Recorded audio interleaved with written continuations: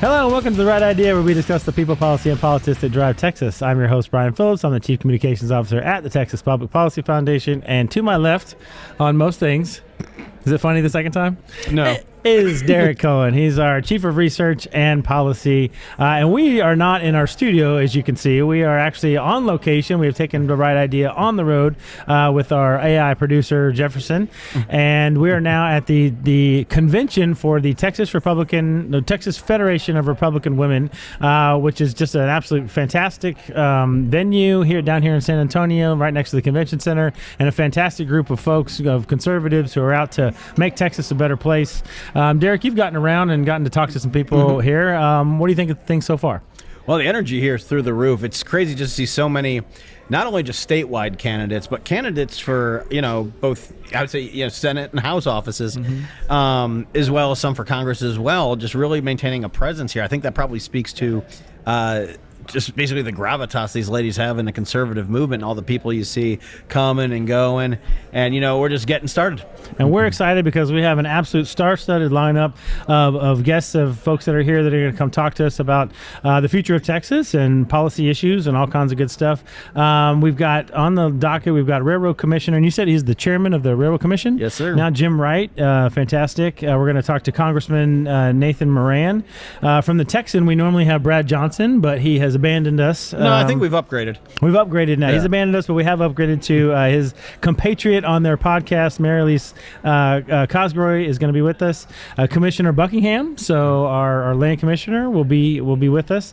We're going to have some activists on here. So Deborah Wall from the Camino Republican Women's Group, council member Misty Spears from San Antonio, Bexar County Commissioner Grant Moody will be with us, Senator Pete Flores, and the one we're probably the most excited about, the president, or the soon-to-be inducted new president of the TFRW, Jill Tate, friend of the pod. Jill Tate will be with us here again. She was previously with us talking about the legislative stuff, but now she's going to be taking over the organization at the beginning of the year, so we are excited to talk to her.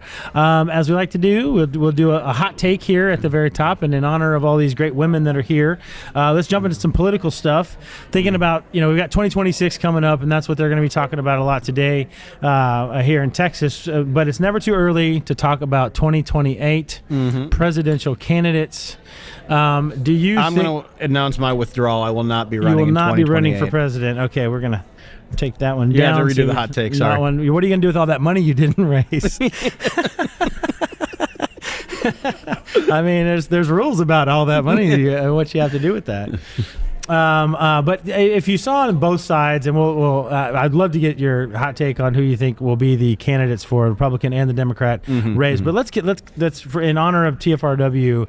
Do you think that there is a woman on either side, both on the right or the left, who could win the nomination in 2028, or maybe if not in 2028 thereafter? Or is there any rising stars, women politicians around the country that you think could win a presidential nomination for Republicans or for Democrats?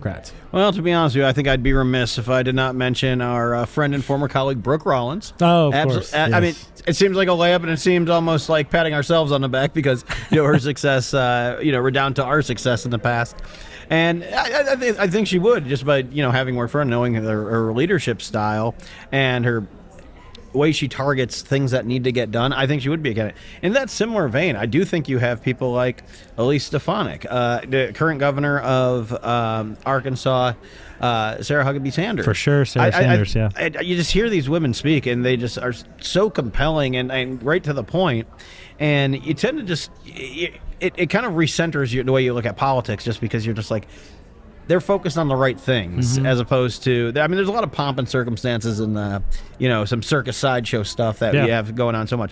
But those women specifically, I think, are cutting right to it. And then on the left, I'll just go ahead and say it, AOC. She's actually one of the ones that they talk about becoming the nominee in 2028, just as their candidate, not just because she's a woman, but because she might be their most viable candidate. We can't. I'm not a biologist. I won't assume anything. Yeah. I haven't looked at her pronouns recently, but But she, I think, is not a dark horse at all. I think she could absolutely win the nomination, which I think maybe a lot of us would be actually praying for. But you've heard names, even Jasmine Crockett, who's a representative here in Texas. They've talked about her actually running for Senate, but she would be leading in the polls in that race if she was actually running, and so maybe some people talked about her running on a national scale. I strongly believe in the saying about democratic politics that Mencken said about people getting what they deserve. So I think I would support Miss Crockett for running for higher office. Well, we'll see. We'll ask those questions of many of our guests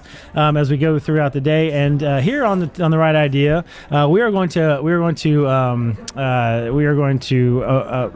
violate the rules of time and space, and we are going to do different segments throughout the day. And so some of these will be in order, some of them will not be in order, some of them we've already taped. And so if it looks a little weird, that's why. It's like the movie The Arrival. You have to go back in time to go forward. We're going to be cutting. This is season 5 of Lost, using the multiverse to jump around. And so if it looks a little weird, or maybe I won't be in some of the interviews, it'll just be Derek. So Brian was really a place within ourselves the whole time. Remember that. That's the takeaway. Brian was taking care of a 6-week-old at home. So he had to return to his home planet. That's right. Exactly. So anyway, we will get to all that. We hope you enjoy this. Menagerie of guests that we have here. And so we're super excited. Want to already go ahead and thank Jill Tate, the president of TFRW, for hosting us, for letting us be here, for having us, and already thank the lists of fantastic guests that we'll get to and that hopefully you enjoy as well. So we will talk to you soon after the break.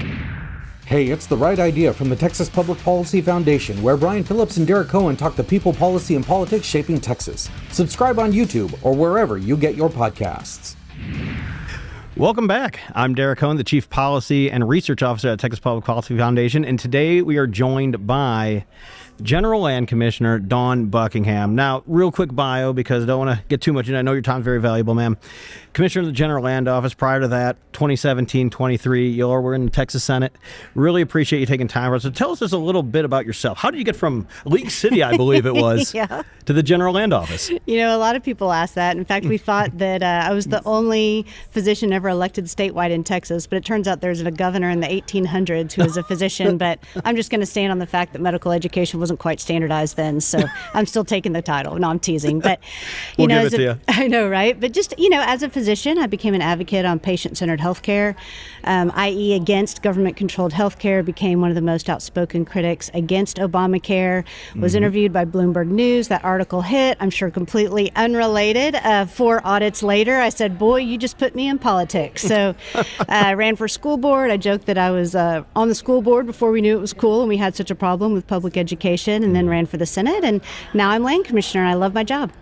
So let's focus a little bit on your tenure as land commissioner, because I remember some of the areas where I saw you just really lean in, really engage on, specifically areas down at the border. I'm thinking of Fronten Island just off the top of my head. Tell us a little bit about how you engage specifically with that portfolio, the border/Mexico portfolio, and what really the office can do in that space. Well, I'm a hard-charging Texas lady, so when we see a fight, we run to the fight, not away from it. Part of my personality from also being a volunteer firefighter in my early days. But, we took a look and we saw safe haven islands in the Rio Grande because nobody had declared them Texas. And so we declared them Texas. This gave law enforcement the access they need to the islands. We got them cleared. We got complete operational control of those islands.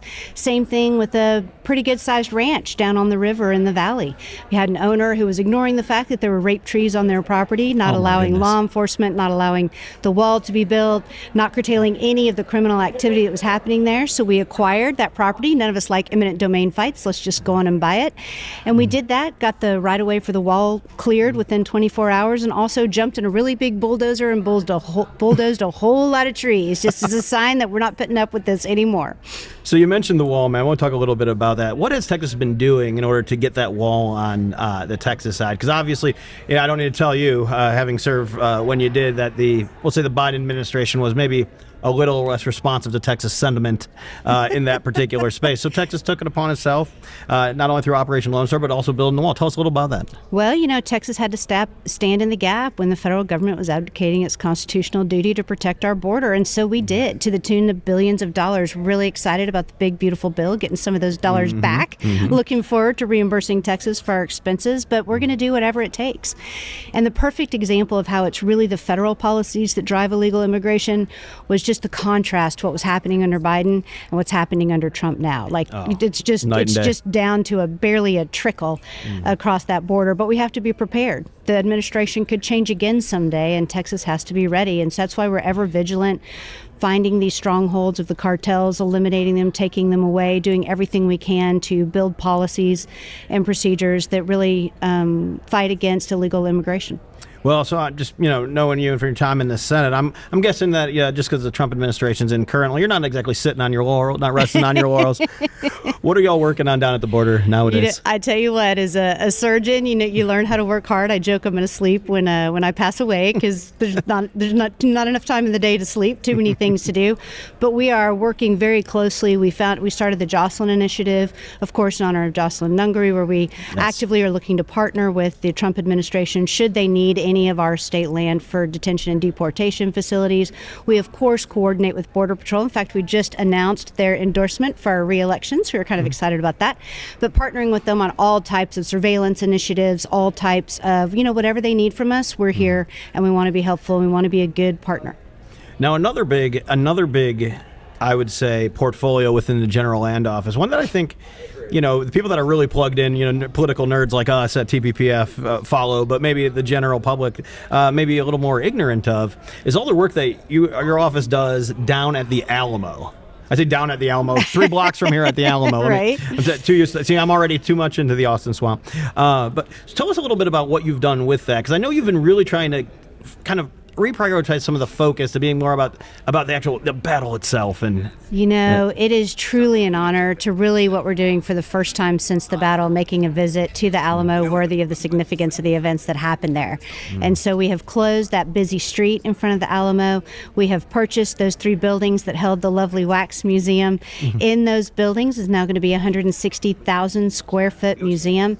Battle-centric, of course, but we set the battle in the context of time. Native Americans all the way through to how the Alamo continues to affect pop culture today. In the center of that museum is going to be a 4D theater, so when you take your seat, you're going to be sitting behind a defender, and that seat is going to shake when the cannonballs hit. You're going to smell the gun smoke. It's just going to be a way to immerse in the story of our battle unlike any other. We're also building a children's education center, so we'll have dedicated curriculum, early childhood, all the way through high school. And when I say dedicated curriculum, I'm talking our loud and proud liberty or death history, none of this revisionist BS that honestly we do have to fight every day. And I'm going to come back to that in just a second because we had a little bump in the road right as I was walking here in that department. But the other thing we're really focusing on and what I want people to know about is that the Alamo itself has structural integrity issues. So we've got those walls, they've been wicking salt water up out of the ground. If you've seen limestone around a saltwater pool, it doesn't end well. No. So we've got some structural integrity issues in the walls, we've got some drainage issues, we've got a roof that is extended beyond its useful lifetime and is causing active damage to the building. So we need to get that old roof off. We need to get our walls reconstructed correctly. We want that building to stand in 500 years. But to do that, and everyone take a deep breath, it's going to take putting a temporary protective structure over the Alamo. Because if you can imagine, if we had the roof off, we had one of our massive hailstorms or rain dumps, it could cause irreparable damage. So that structure will be going up late spring, early summer. It kind of depends on permitting with the Historical Commission. It will come back down. It will go away. We're keeping that western facade, that parapet, that iconic picture open. We'll, of course, allow as much access as we can, but it's an active construction site. But I just want everyone to realize when that structure goes up, don't lose your minds. Live in the truth. It's going to come back down. It'll all be fine, but that's what it takes to protect the building and get it back to snuff. And then earlier, what I was talking about, as I was walking in to this Republican women's meeting to speak, I saw a tweet from Lieutenant Governor Dan Patrick, and apparently we have some executive leadership at the Alamo that has written a thesis that is not consistent with our Texas values. So I haven't had a chance to look at that yet. My team will be looking at that and distilling it, but I would watch our social media once we get it distilled. We'll be pushing it out maybe tonight. It's 160 pages, I think. It's a lot of thesis, but I think we have a real issue at the Alamo, and it just shows you that we have to remain ever vigilant. Yeah, and I think one of the things, if Brian was here with us, he'd be the first to tell you. One of the things we look at the TPF side is we look at popular Texas sentiment, not just in polls, like how many. If we've put out there how many people like the Alamo, I don't know if you can get above 100, but it probably would get somewhere around there. But we also look at the value laddering there. Yes. And one of the things that we found that connect people that were born, multi-generation Texans, people that got here as quick as they could, even people that got here as quick as they could from other countries, we found that one of the most strongest unifying things about Texas is literally the building of the Alamo. I mean, I'm sure in their head they see the parapet and everything like that, but the Alamo is such a central unifying theme in Texas culture that I think folks just, even from other states, just don't even have necessarily, they don't have a comparison to. But you've been very generous with time. I want to get one more question for you before you go on your way.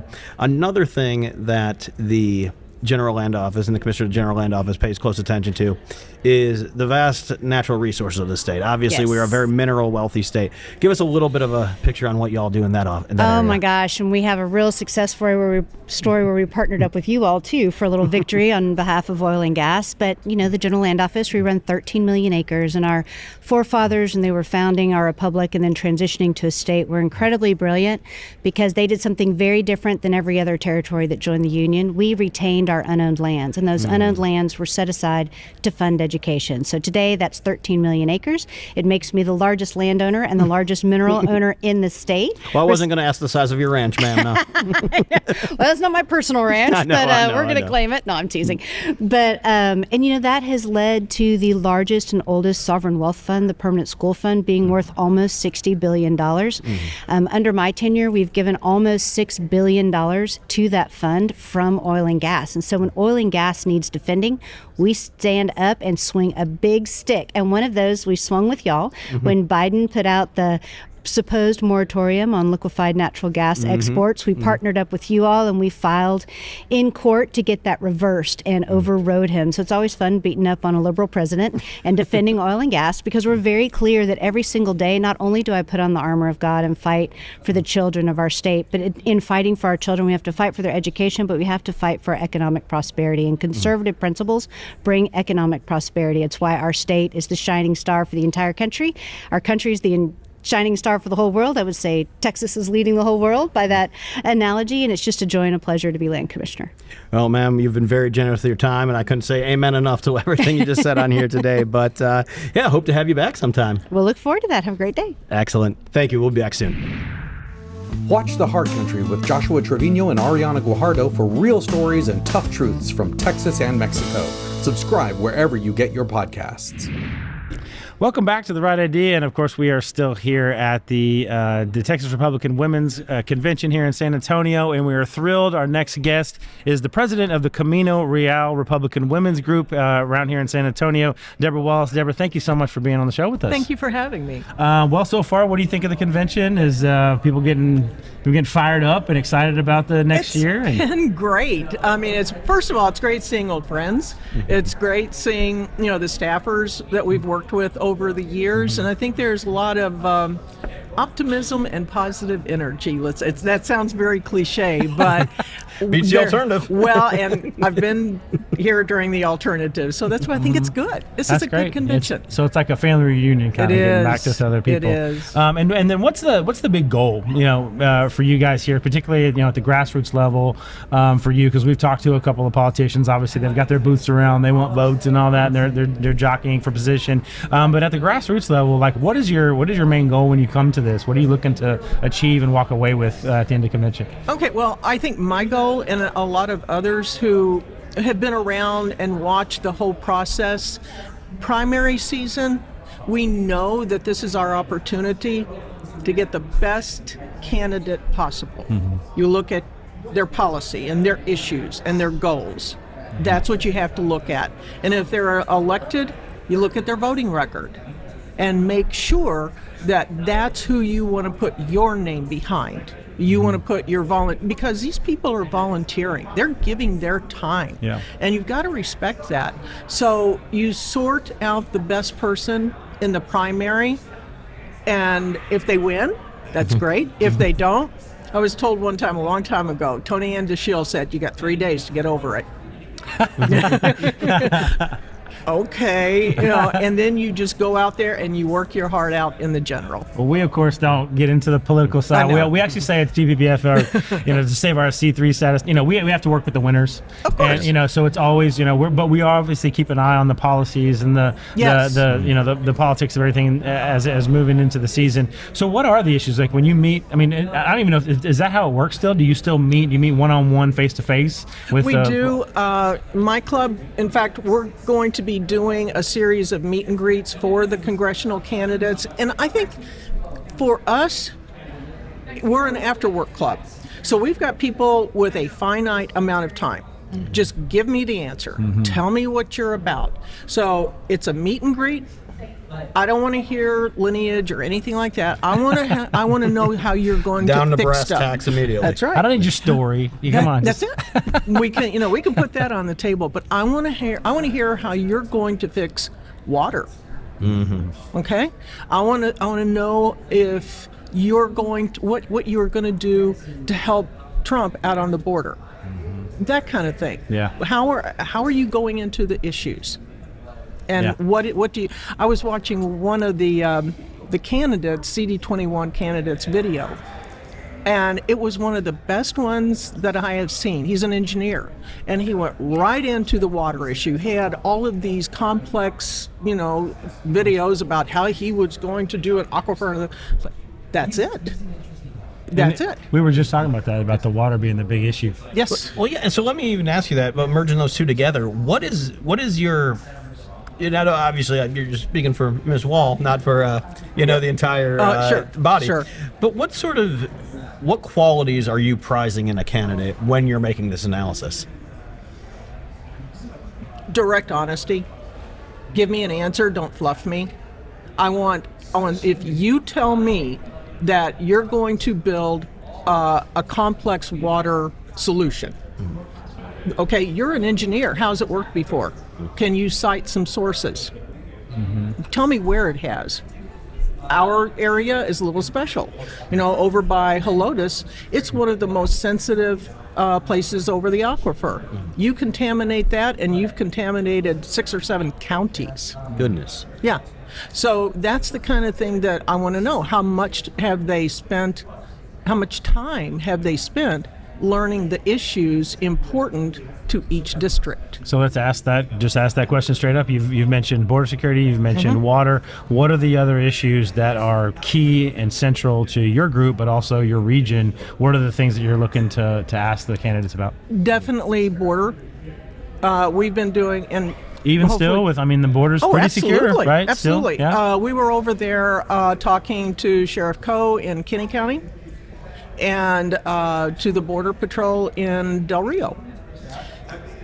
It's much better, but what does that mean?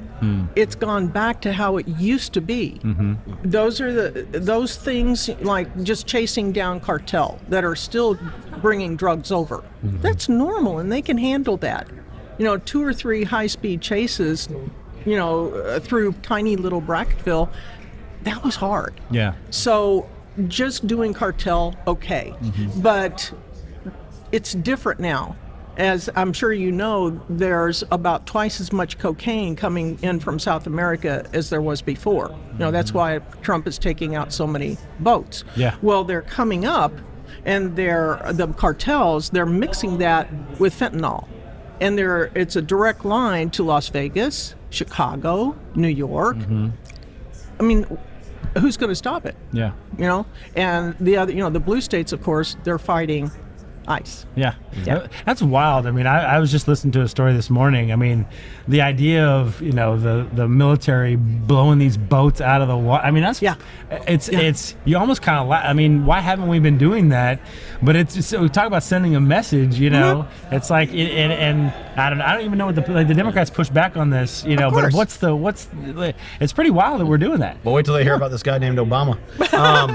But let me ask you about this, because this is a good jumping off point. So I'm a candidate for Congressional District 99 in Texas. We don't have that yet, but we might soon enough. It's like, wait a minute, 1, 2, 3. We have that many votes in the Electoral College? Reapportionment's going to be good, but I don't know about that good. But it might be a little while. But I'm a candidate for 99. I come into your meeting. We sit down. What's the first question you ask me? Like, pretend it's a mock interview. What's your biggest issue? What's the biggest issue? And I would say I want to stand with President Trump on the border. Just give you something like that. Too general. Too general? Too general. What's your biggest issue and how do you propose to fix it? And so say I give you, in the purpose of this exercise, I go, okay, well, I think what we need to do is just deploy the military to the border. Again, but that level of, kind of surface coverage. And you'd probably say, no. No. So you've got some poor Army private that's out on the border, and he, shoots a cartel guy.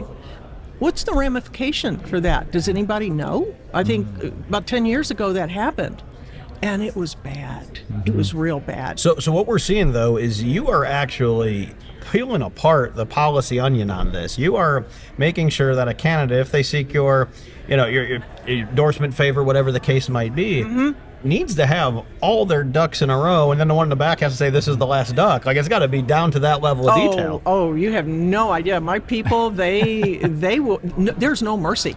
They are no. Come strong to Camino Real. Oh my gosh! And it's really important too, because as we were chatting just a little bit before we started the show, I mean, the TFRWs of the world and the various groups around here, I mean, play a significant role, particularly in the primary and all of that, and they take their role clearly very seriously in the primary process, and because you put in a ton of work. I mean, it really do. Talk about how much work you guys put in into electing candidates. Well, they always ask for our hours, and usually I'll go, all of them. You got it, all of them. So no, we do. We put our heart and soul in it. My husband's retired military, and you've got to go out there and you've got to demonstrate that you're willing to do the work before you ask anybody else to help, because it's a team effort. If you have a unit and somebody's unprepared, or you just have blown off, that blows up your whole organization. So you can't do that. You can't. But may I go back to the previous question? Oh, you absolutely may. We were talking about questioning candidates. Yes. Okay. And this is just something that I have personally noticed. Just watching and listening, you have to really listen to the questions, okay, that are coming from members, because they're showing up. They've given up, their Netflix time or whatever, that they could be enjoying at home. But they've come to a meeting to get a question answered, okay? The questions are different. The questions are very, very different. What they want to hear, and I think it's a factor of Trump, because Trump comes out and says, I'm going to fix this. What did he do with the escalator thing? I'm going to fix immigration. He's building a wall. It really is a big, beautiful wall. But he has come out with concrete solutions, not fluff. And that is the sea change that I am observing from my people anyway, the primary voters. Okay, that they're looking for substance and real. And you're seeing that trickle down. Absolutely. So that's why I tell these poor candidates, a lot of them have never spoken politically before, ever. And I tell them, policy, issues, goals. That's great Stick to to hear, especially at the federal level, because I mean that's one of the things. I've worked at the federal level, worked at the state level, and one of the reasons why I always told people I'll never go back to D.C. for a host of reasons. I have a family now, and I don't want to raise my kids in the cesspool. But also because you can get things done here. Yeah, you can. Because you work on real policy, you work on the actual things that fix what's wrong with even in Texas, a place that we love and we think is head and shoulders above any other state. There's still some things that need to be fixed, and so at the local level or roads and bridges or what have you, and it just doesn't feel like you can get anything done at the federal level. So I'm really cynical about that. I mean, Derek gives me a lot of guff about being super cynical on this stuff, but like I never said you were wrong. I just said you were cynical. I'm just really cynical about friends. I mean, a friend of ours is Chip Roy, and I mean, and even he, a guy who's up there trying to upset the apple cart. He's coming back home and he's running for a statewide office, and so it's just how much can we really get done at the federal level? And it feels like you guys are pushing that to make sure that at least if you're going to get behind a candidate, you're going to require them to have some kind of substantive agenda whenever they get up there. Or call them out if they haven't done something you think they should be doing. Go. Yeah. May I give you an example? Tough conversations with our friends. Yeah, absolutely. A lot of construction going on in San Antonio. I noticed. Well, I drive 1604 a lot, and it's the gates of hell. During the winter, you can't, for a long time, for several years, you couldn't see an exit or anything. They were taking the overhead lights out, You couldn't see anything, and I almost got nailed by an 18-wheeler. Oh, goodness. I've been driving for a while, but I thought about it, and I thought, what if I'd been a 17-year-old that didn't know how to, do this. And so the next time I saw our state rep, it wasn't my finest moment, but I am a roads person. My finger was in his chest going, what if, Yeah. I said, you need to call TxDOT. Do you know that those lights were on pretty quick? That's awesome. That is awesome. Well, it's true. I mean, you have, kids coming home from jobs, they're working at the restaurant. They're tired. And, 2 a.m. in the morning and, they're tired. It's pretty crazy. Well, let's shift gears a little bit. Okay. Instead of holding our friends accountable, let's talk a little bit about, this time next year. I'm seeing, for the first time, we kind of mock the left and kind of what they haven't done really in the last 30 years here in Texas. They really have never put up much of a fight in any of the statewide campaigns, but it feels like this might be the year that they actually put a slate together from the top down, starting with the Senate race and the Tellerico and All Red, and you've got Representative Henry Hosta running at the running against the governor, and we'll see what they do with the other statewide offices. But it feels like for the first time in a long time, maybe the left is getting their what together. And how do you feel as someone who's been around politics a long time and you've seen the futility of the last 3 decades? Does that concern you at all, that maybe you've got to look at some areas where you necessarily haven't had to invest before, maybe some areas you need to start to build up to get your activists more engaged there? I mean, does it concern you at all about next year? I think our problem in Texas is that we have given over Bexar County, Houston, and Dallas to the Democrats.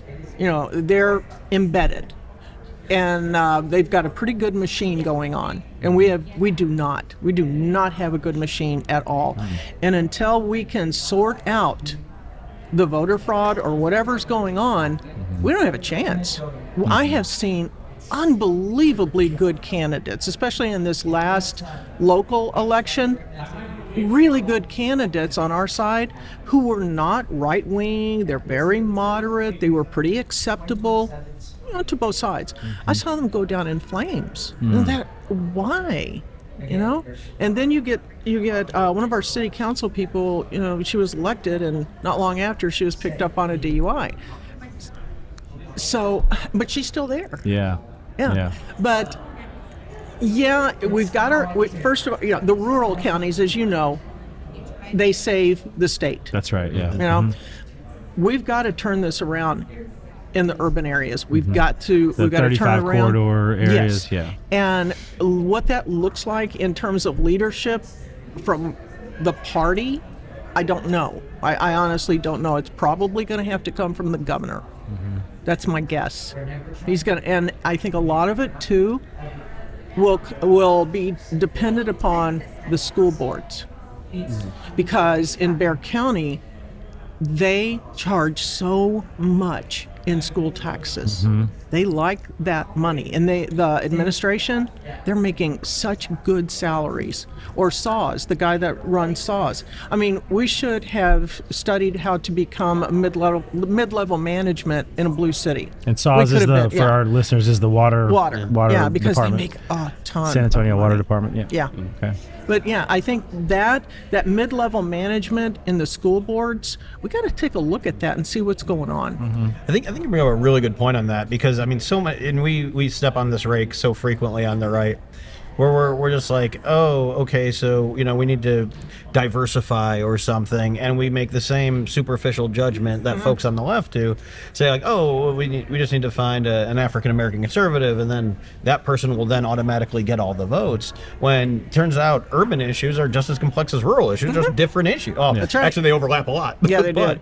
But they tend to be, the different ways of sorting them out. Yep. And so I really would love to see, and you mentioned a governor initiative. I think it takes all hands on Yes, deck. it does. To really try to deliver the conservative message and a policy portfolio that works to urban voters, to suburban voters, and urban and suburban voters are not the same, just like suburban and rural aren't the same. Absolutely. And so I really think that you hit the nail right on the head of that. Let me ask you this: have you noticed? Because obviously you're very involved in elections. Have you noticed kind of elections being different nowadays? I'm actually, judging by their action, I'm just going to let you run with it. And what do you mean different? Like, how are they like? They're run different, or they're or the campaigns are different? Campaigns are a little, people dig in their heels for this candidate on the spectrum, and other ones dig in their heels for that one on the spectrum. Can either one of them win? I don't know. So why don't you go and try to help the ones who can win? It's very touchy. It's very, very touchy. Okay, I'll go biblical. Okay, let's go. The Nicene Creed. Okay, how did that come about? Because there were all kinds of people saying all different kinds of things. Well, it happened because they put all of those letters on a table, and everybody agreed with those letters. And if you start with something like that, something that everybody can agree on. Oh, wait a minute, do we have a constitution? Let's start there. And that's, to me, that spectrum doesn't change at all. That's nothing is added, nothing is subtracted. Stay there, and you will be okay. And so are you saying that how do they need to prove themselves throughout the campaign first to show? Because that winnability argument, we've heard that. I mean, going back to my old days is, I worked for Ted Cruz. I mean, he was an extreme candidate. He had 2%. Nobody said he could win, and 3 elections later, he's still the senator. Then he came to TFRW. Yeah, he came to TFRW, and he said, "Please help me win." And I worked for Mike Lee in Utah, who was was a Tea Party candidate back in the day, and so what is how do you make that jump from being on the fringe or being to demonstrate that you can win and getting the support of the grassroots? You stay consistent. Stay consistent in your beliefs, and those beliefs, you have to fuse those beliefs. Okay, I had a candidate the other night, and right after I told them stick with policy issues and goals, he starts bringing up his family. It's like, he's new, whatever. But the guy was brilliant. He took his love for his daughters and fused them into the issues that he cares about and how he would fix the schools, the whole gender thing. But it was brilliant. If you have to have something that you really care about. Like I care about roads. I don't know why, but I care about them. But that's your policy. That's your issue. Learn and that's, you guys, I've read your stuff. You're amazing on the policy and issues. Go please, on. No, no, please. No, seriously. I sometimes when I've been up there, your shelves are empty because I take a bunch of the things and I bring them back to my people. I have a lady. that she's 90. She's 90, and she has 20 people over to her house for a potluck, and she gives them all of that material to read. So, 25 years ago or 20 years ago, Yeah. when I was, they always had that adage, they don't care what you know until they know you care. Yeah. Are you saying is that flipping now? Because if you don't, you just kind of roll your eyes when he goes into his family stuff, but then you said he kind of brings it Exactly. back. Like, how is that changed? Do we still have to know you care before we care what you know? You care. He showed that he cared. He showed us why he cared.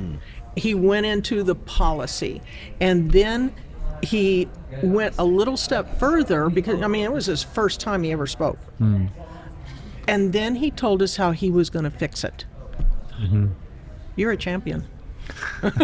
You win the gold star. And you've mentioned education a couple times, and so this is CPPF, and we're required to talk about school choice every 5 minutes. So the big push, and I'm asking at the activist level, and though this doesn't have to necessarily do with campaigns, after 40 years we finally caught the bumper. We passed school choice. It's going to be the largest launch of any school choice program in the history of the country. Fantastic. But now we've got to get people to apply. We've got to get people to know that it's going to happen. And they're looking at sort of a February day when the floodgates will open and people can start applying. Is there any effort at the grassroots level? Are y'all thinking about that right now in terms of getting people to apply for school choice? Is there any activity going on in terms of that at the grassroots level? I think that there is an awareness, and because once people understand that is an option. This might be kind of bad for some people, but there are a lot of people who are paying a lot of money for their kids to go to private schools. Sure. That hurts. They need savings. So I think that once people understand that this whole school choice is a good thing for everybody, they will start signing up because it's tough out there. Yeah. Yeah. And if it can help fix that whole school tax issue. If it can, at some point, maybe not next year or whatever, but 5 years, maybe if it can help that, I'm there. I actually think that's probably the next, were I to speculate, that'd probably be the next intellectual battleground within school choice, is substantiating the benefits, right? Because there's this, we flippantly refer to it as free market magic, where we just where somebody just says, oh, it's a free market now, so everything will be fixed, when that's obviously fairly ignorant of how the messy interactions of humans work. But I think that we will see once it becomes that the conditioning of the product is based on the demands of the parent. I think you're going to see schools fall in line very quickly. Now, you're still going to have a lot of institutional route to work through. Y'all talked about the gender stuff. Oh, yeah. But I think that at least it puts the incentives in the right place to have that debate, to have that discussion. Well, in San Antonio, there's been several articles about how the administrators are now communicating to the teachers about new programs that they're going to have to start offering, because they are worried about the kids leaving those districts because they're not providing the kinds of education that parents want. And so are you seeing some of that at the local level? A little bit, yeah. Is education, it's hard because only about a quarter of Texans are parents. And so even though everybody will tell you, well, education, kids are the future, and education's an important issue, and making sure we're teaching, the right things, it's just not an issue a lot of times. It bubbles up to want to be, to the border or healthcare that really affects literally every Texan. Do you find that, that education isn't as important of an issue sometimes, unless people actually talk about it? I think it has to hit you between the eyes. During COVID, my grandson, he was in the second grade, and he's sitting there with Papa on the Zoom call, and Papa is just not believing what is going on in that Many classroom. such cases. Yeah, kids bouncing on the bed, disappearing. So I think and soon after that, he was going to a private school. Yeah. Where he took probably 2 years to catch up. Because he was just totally, all of that stuff that he should have been learning in the second grade, he didn't. And, kids have to be socialized. You have to learn how to sit. And these kids were not. So maybe what needs to be, studied a little bit that COVID generation, maybe provide some remedial stuff in that school choice program for those, because I can tell you right now, verbally reading, A lot of catch up. Wasn't there, because how are you going to do it on a Zoom call? Yeah, exactly. Yeah. Well, I want to get to something that is near and dear to your heart, particularly with your group, and it's a lot of the good work that you're doing for folks on the border. Border issue is the number one issue. We talked about that already. Yeah. But you're engaged in a really interesting program helping the folks on the border. Talk a little bit about that. Well, it started right after the club is only like 5 years old. We just started because we needed an after work club. People just could stop by, see who to vote for and when to vote. And one of my members lives on the border down in McAllen, and she called me and said, "Hey, there's these big caravans coming over. The guys really need some hand sanitizer. Can you call out to the Republican women for some hand sanitizer?" Yeah, I can do that. So I did. And we came down with 4 pickup truck full of hand sanitizer, wipes, sunscreen, and bug spray, because it was McAllen and the river down there. No, and since then, we did some more. And then, if you remember Haiti, the Haitians under the Del Rio Bridge. Remember that? Right. Yeah. Oh, Yeah.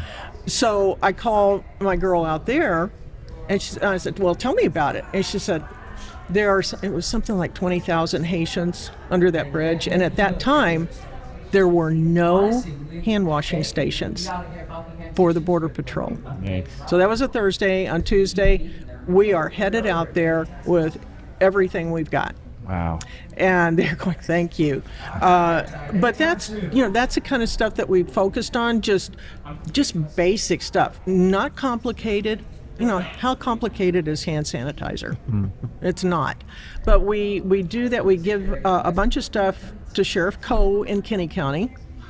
He would host up to 60 other law enforcement officers, units. I mean, he had a Galveston unit. He had National Guard. He had a whole bunch of people. He couldn't afford, to supply stuff in his little office. There's only 2,000 people in that county. So from there, we'd go on over to Del Rio, and they pick up some people that we bring them Clorox wipes, Yeah. and then we supply the sheriff up in Terrell County with things as well. And I'm not calling out any departments or agencies or anything, but what's the issue? Why do they not have? Is it just a funding thing? Well, or? it's like rural counties, they just don't have the money. They got money with Operation Lone Star, but I wanted to take people down there, and it was a two-way thing. I would always bring volunteers from other clubs, other counties. Okay, like our last big trip, I had people from 7 different counties, 6 different clubs, and that way they could see it for themselves. They didn't have to rely on Bill Malugin's latest reporting. They could hear the stories directly from the deputies, and sometimes the volunteers would be in tears. Yeah. But that's just the way things work out there. But I wanted them, because it was kind of dark days, as you can remember, for 4 years. That was called the Biden administration? Yeah, that was it.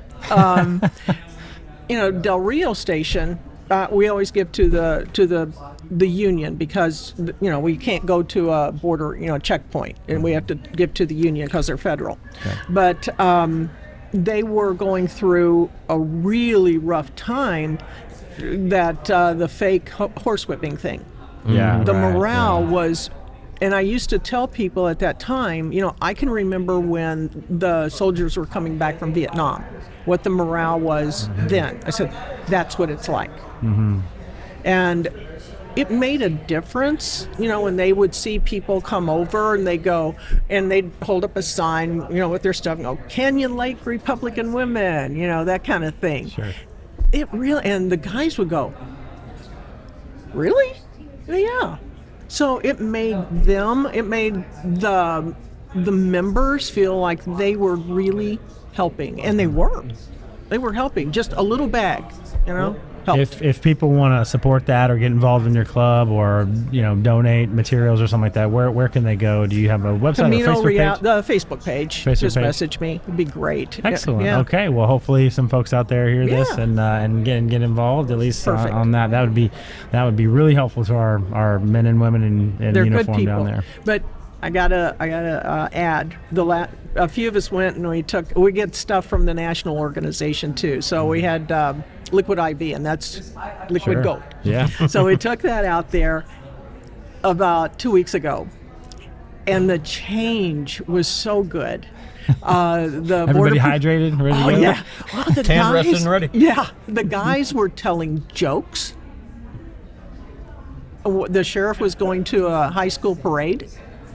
It was much better. That's awesome. Well, Deborah Wall, President of the Camino Real Republican Women, thank you so much for joining us and letting us know what's going on the ground and with your constituents and with your grassroots activists. So we'll see what happens next year, and we'll keep our eye on it. Well, thank you so much, and thank you for all of the help that you all have given us. We really appreciate it. Excellent. All right. Well, we'll talk to you next time. Okay. Thank you.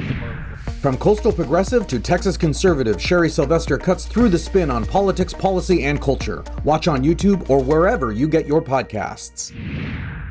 Welcome back. I am now joined by the chairman of the Railroad Commission, Jim Wright. Mr. Wright, great to have you here. Thank you for having me on. I really appreciate it this morning. Oh, the pleasure is all ours. The pleasure is all ours. Not necessarily the traffic we experienced to get here, but the pleasure to talk to you is all ours. I remember I made the remark to you earlier that if you were a TxDOT commissioner, we'd have a different conversation. I just want to jump right in. I want to talk a little bit about how you got to the Railroad Commission, because, a lot of folks, tend to understand on the basic level what the Railroad Commission does. We'll get into all that later, but I want to know how Jim Wright got involved. Well, that's, I've said this story many times, but, I grew up in and around the oil field all my life because Texas. Texas is probably the biggest producer there is in our nation. It is the biggest producer. And whenever I decided to get on the commission, what I was seeing is a lot of the rules that we had were very old rules, and the industry was changing pretty rapidly, especially with the discovery of the shale. And there were some bends that rules had to make to adapt to the new technology and the way things were working. And it became pretty complicated. As a person on the outside of the commission, to try to keep up and figure out exactly how those were being applied, they're being applied consistently and fairly, which I didn't feel like they were. I've always been a believer that if you start to bend a rule, you create a snowball effect. So the biggest reason that I came was to say, hey, let's relook at the rules and let's make changes to the rules that accommodate where we are today, and let's be flexible enough to continue changing rules so that it accommodates what people of Texas need. So that was probably the biggest thing that brought me to the commission. And I'm very proud to say that the first thing that I focused on was our environmental rules, because my background is in the environment. That's what my business is based on, and that's what we service, not just the oil and gas industry, but the industrial and utility and others. But, we just passed that rule in July of this year, and I think it went a long way in straightening out exactly how we apply what we do as far as it involving the environment. And, and I think we keep moving forward with that, and that's one of my goals. And I think the strongest thing about all our rules is a living document that's referred to as a guidance document, so that people can understand exactly what the intent is, how we're going to apply the rule, and what you got to do to adhere to that. Well, let me ask you. So, we know the ambit of the Railroad Commission. Just say oil and gas. It's really easy to say. What are some of the, I would say, some of the issues that people don't know the Railroad Commission is involved with? Oh, there's so much stuff that we're involved in. First off, I get questioned, I don't know how many times during my term so far about can I stop the horn from blowing on a railroad? So I think one of the biggest missions that we have in front of us, educating people on what the Railroad Commission is and what it really means for the state. A lot of people don't know, but the industries that we regulate, the oil and gas industry in particular, last year, just through taxes, that was a $27 billion. $27 billion. $27 billion, which was a record that we set. And the year before that, we set the record again. We've been setting records over and over for the great natural resource we have in oil and gas. But it's not just oil and gas. We regulate the pipelines that are interstate. We regulate coal. We regulate uranium. And we're also responsible for three major things there, which is kind of difficult if you think about it. It's safety of the industries that are under our authority. Of course, the environment, upholding the environment, that's under our authority. Then it's also the responsibility of making sure that those industries are successful economically. That's a hard thing to do when you combine those three things together. Yes. So when you're looking mandate. at the job of what a railroad commissioner really is, and you look at those three aspects of it, and you look at, okay, what happens to Texas as we move through historically and we move through the future? Our market tends to go through peaks and valleys. Oil prices up, oil prices down. Oil prices up, oil prices down. When we go down, a lot of people lose their jobs. Investor confidence is lost. So it's been kind of a hard road to manage as far as having consistency in that. One of the jobs that I feel is important for the commission is how do we get exposure to other markets we've never serviced before in our lives? And if you think about it, the embargo was just lifted in 2016 that allowed us to even start shipping or exporting our products abroad. So that's not that long ago. We're still kind of new at this, and I'm proud to say over the past 2 years we've been working with other markets that we've never penetrated before, and I think those will be opening up, which brings more consistency to what our pricing is. And it, one of the phrases that I started using about a year ago is, I believe that all oil needs to flow through Texas. And when I say that, I look at OPEC and Russia and Venezuela as our competition, and when they want market share, they just dump the price. Well, that's good for the consumer, but in the real end, it's not good for the consumer because a lot of people lose their jobs. So you mentioned a regulating posture that essentially approaches the industry with a concern for its well-being as an industry as a whole. How do you strike that balance? How are you able to, in so many different experiences, it's almost like a very heavy hand regulation. I don't want to say draconian, but definitely the industry is subservient to the regulator, at least in the mind's eye that a regulator. But you seem to be almost in a partnership. How do you approach that? Well, you're exactly right. That's how I do look at that, from being more of a partnership, not just with the industry, but from everyone in Texas. We want to know what your opinions are on things, and we want to make sure that we're working on a solution that makes common sense, not solutions that are some that you just can't obtain, that would cause demise to what the benefits of oil and gas are for Texas. And I think it's important, too, that, when you elect folks to be on the Railroad Commission, that they have industry experience. I'm proud to say the two other commissioners that I serve with, we work great together as a team. We each have benefits there, and I think that's what's important for the state of Texas, to have that combination. I don't think I would call us a ruler of any kind. I'm very proud of the fact that we invite everybody, including industry, in whenever we're trying to make decisions on how do we regulate this. How do we do this in the best way that it benefits Texas, every Texan. Well, you also mentioned earlier, we talked a little bit about that uranium's within the portfolio of that. I got to use that as a springboard into, obviously, Texas is an oil and gas state, and, probably a disturbing percentage of renewables as well, but that's another story for another time. But I want to talk to you a little bit about the prospect of nuclear going forward. This is something that we've seen not only the legislature, but the Trump administration as well. Basically, anybody who actually knows the history of 3 Mile Island pretty much understands nuclear is a good thing, and the safety protocols do work. How do you see Texas developing in I would say an energy portfolio that includes a growth in nuclear, just as it has in the past with oil and gas? Well, yeah, I consider Texas to kind of be leading in that regard. But if you think about 3 Mile Island, that was a long time ago. Technology has changed a lot since then. Well, I argue that in 3 Mile Island, it worked. That safety protocols worked. Chernobyl, it did not, but we do things a little bit better than the Russians. But you have such a huge footprint with 3 Mile Island, and people, anytime you get a huge footprint like that, people are not always happy about it. But if you look at the technology today, and 3 Mile Island is a good example. They have uranium rods they use to power those plants with. They don't use a lot of that uranium or that radiation that comes off of those rods, so they're buried in the ground.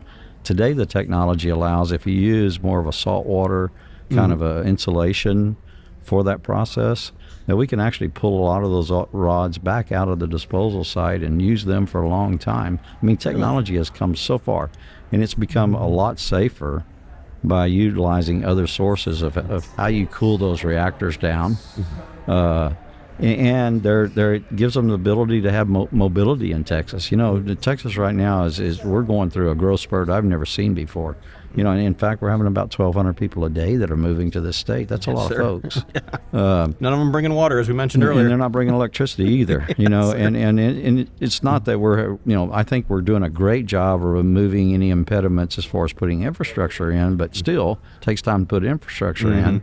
If you have mobile type nuclear facilities that can generate that electricity, I think we can gain a step up on trying to keep up with what our needs are here in Texas. Well, actually, I want to drill, no pun intended, into that a little bit. Specifically, you mentioned kind of the small modulars. I think that's we definitely hear that in a lot of discussion with nuclear today. What I want to know about the small modulars, and because this is, I think, is a fascinating use case, if you wouldn't mind telling us a little bit about it, is using nuclear to power the Permian. Again, our biggest problem in Texas has been growing pains. And growing pains means, and we've seen it during Winter Storm Uri. We need more reliable power. Yes, sir. I think we have our share of unreliable power, which has caused the issues with reliable power. And I think that those mobile units, from a nuclear perspective, gives us more assurance in reliability, and especially for the Permian. You know, you have two things. If you're going to try to come from a plant base that we have today, you got to run a lot of wires to get that electricity to where you need it. If we have more mobility in that, like the nuclear would provide, then cuts down a lot of that infrastructure cost and gives us immediate electricity where electricity is needed. I think we're fixing to experience a growth in the AI data sector. Those require they require a lot of power, and they're going to require a lot of water. And we actually have an opportunity to have plenty of that. We just need to keep doing what we're doing and keep moving forward to get that. I don't think we need to pull on our existing system to accommodate those. We need to figure out a way it's not going to stress our existing system. And removing some of the permit requirements that we see from the feds of putting infrastructure in, I'm excited to see that, you know, our natural gas is the next big thing to nuclear that allow us to put more big plants in Texas, allow us to get that fuel to those plants. I think those are all good things, but unfortunately it all takes time, and it seems like we're moving forward a little bit too fast for those things to stay on an equal scale. That's one of my missions, is to make that. You know, water has been my huge concern too, but a lot of people don't realize today in the oil and gas industry and doing the shale revolution, we produce about 6 million barrels of crude. Well, for every barrel of crude, we get about an average of 5 barrels of water. So you do the math on that, that's 30 million barrels of water a day that we're re-injecting underneath the surface, which is causing some of its issues of its own. Again, technology has come so far. The cost of treating that water is become very economical. So we have a source of water, I think, with that produced water that will help accommodate a lot of the needs that you'll see these AI data centers are going to be requiring. Well, I really appreciate your time so far, and I really appreciate you kind of enlightening us on this. Let me ask you this, one final question for you. What is it that people in the state of Texas, what is the next thing that they need to know about our energy production? What is you know, this is the second time I've asked you what are people ignorant of, and we're trying to cap the time, so don't want to take you too long. But what if you could tell the people of Texas one thing about the energy needs, the growth, whatever keeps you up at night, as it will, what would that be? Water keeps me up at night. If you look at areas that are west of the 98th meridian, Texas today, which the 98th meridian runs about straight through the middle of Texas. Anything west of that is experiencing drought conditions that I've never seen in my lifetime, and I'm an old man. I think water is going to be the next big thing. It's kind of is already becoming the next big thing. You know, where I'm from, around the Corpus Christi area today, our surface water sources are below 12%. we're fixing to go into some restrictions that's going to restrict industry, which means jobs are going to be laid off. Industry's not coming there. Water is going to be a huge issue for us, and I think we've got to start figuring out where are sources of water that we've never utilized before, and how do we get those to where we can utilize them, such as produced water or desal from oceanic sources. But you ask me what the future is going to be, I think it's water. And I tell people all the time, we're not really in the oil and gas business in Texas. We're in the water business. Because if you think about it, I got 5 barrels of water that comes up with every barrel of crude. So I would say that I'm more in the water business than I am in the oil and gas business. And water is a big issue today. And, you not just from lack of water, but you got to look at the perspective of what does these new sources cost, so that everybody west of the 98th meridian can stay competitive in their water pricing as compared to the Houstons or the Louisianas, which tend to get rain more frequently. So, it's a balance, and it's a difficult process, but that's what keeps me up at night. How are we going to remedy this, and how are we going to keep everything west of the 98th as competitive to everything east of the 98th? Well, it's funny you mentioned that too, because you mentioned desal, and desal, you can't have desal without adequate, reliable supply of power. I'm telling you, yes, sir. It's all wrapped around each other. Well, sir, you've been very generous with your time. Really appreciate you coming by. Thank you for having me on today. I really appreciate being here. Our pleasure, and hope to meet up in Austin and get you on for a longer sit down. That'll be great. I love to talk. Excellent. Thank you, sir. We'll be right back. Pour a glass and join the Sweet Tea series with Ariana Guajardo for real talk about culture, policy, and leadership with heart. Subscribe on YouTube and wherever you listen to podcasts. And welcome back to The Right Idea. We're recording here. I guess recording live. I was going to say recording live, but we're not live recording from it's live for us. The Texas Republican Women's Convention. We just lots of people walking around. We're just grabbing people off the side of the road and throwing them on there. Today we have, right now we have a reporter from the Texan News, our good friends at the Texan News. Elise Cosgray is with us. So thanks for being with us, and we're going to talk about all things politics and policy here in Texas. Yeah, thank you for having me on. I'm thrilled to be here.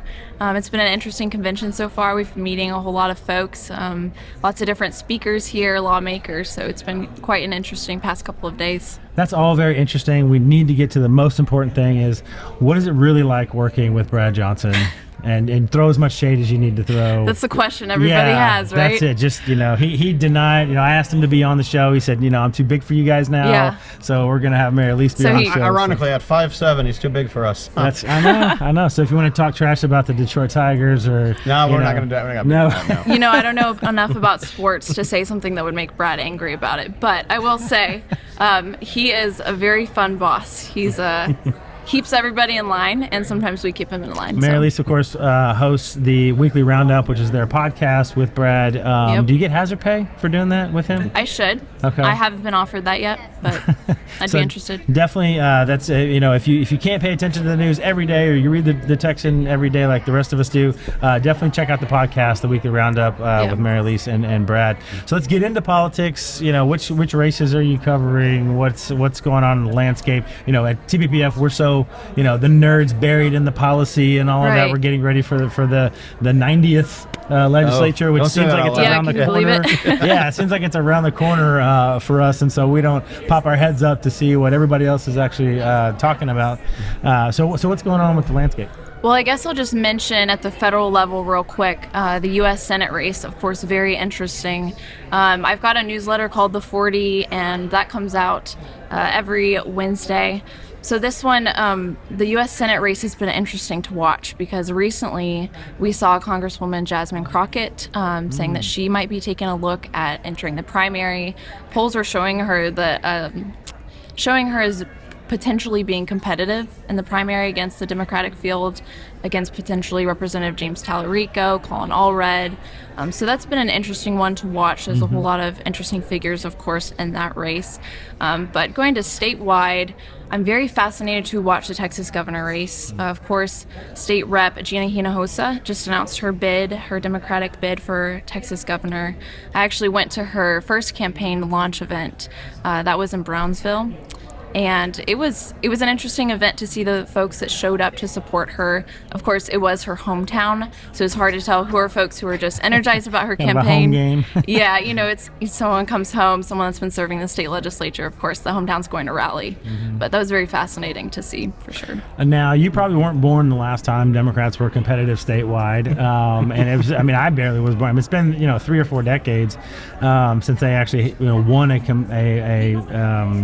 statewide election, and really only Beto against Cruz, which was kind of a perfect storm against Cruz in 2018. But other than that, they really haven't put together much of a statewide campaign that's competitive, much less multiple statewide campaigns that has been competitive. Do you feel like this might be a year when the left is putting together kind of a slate from the top down? Like you said, you've got some fairly well-known Democrats at the top of the ticket on down. Do you feel like this might be the year for the left to be more competitive? Well, it's all speculation, of course, but I mean, this isn't the first time we've seen an energized Democratic campaign that folks are saying, maybe this is going to be the blue moment, right? So I can't say for sure, but it is interesting to see the different candidates they have to offer. I mean, we have State Senator Nathan Johnson. He's somebody that really focuses on a lot of the bread and butter Democratic policies. He's a pretty steady force in the state Senate, and so he's in the Texas Attorney General race, which is another one of those that's going to be fascinating to watch unfold. So of course it's all speculation. I can't say what's going to happen, but they're definitely lining up a few stars. Derek, I hear it all comes down to turnout. I'll just say that. And that was Is that a hot take? It might be. That was actually more of like a Maddenism, like when he said all you got to do is get in that square at the end of the field, and that's how you win the game. Yeah, it's just score more points than the other team. Yeah. But But that's all you gotta do. Turnout's going to be interesting because I think that when it comes to reliable voters, it's. I think the state has gone very far into kind of goosing that already existing population. What I will say, one thing that I noticed, I voted the other day for the constitutional amendments at a polling place nearby me that tends to be, I would say it tends to be busier than another one that I also go to, and I was the only person there. Wow, interesting. It's early voting. I mean, let's not call this anecdata or anything like that, but. One of the things that I realized though is people do tend to be in this cyclical process, right? And so I think that this is also why when there are bond elections, we see, one person approving $80 million, stuff like that. The James Quintero screed.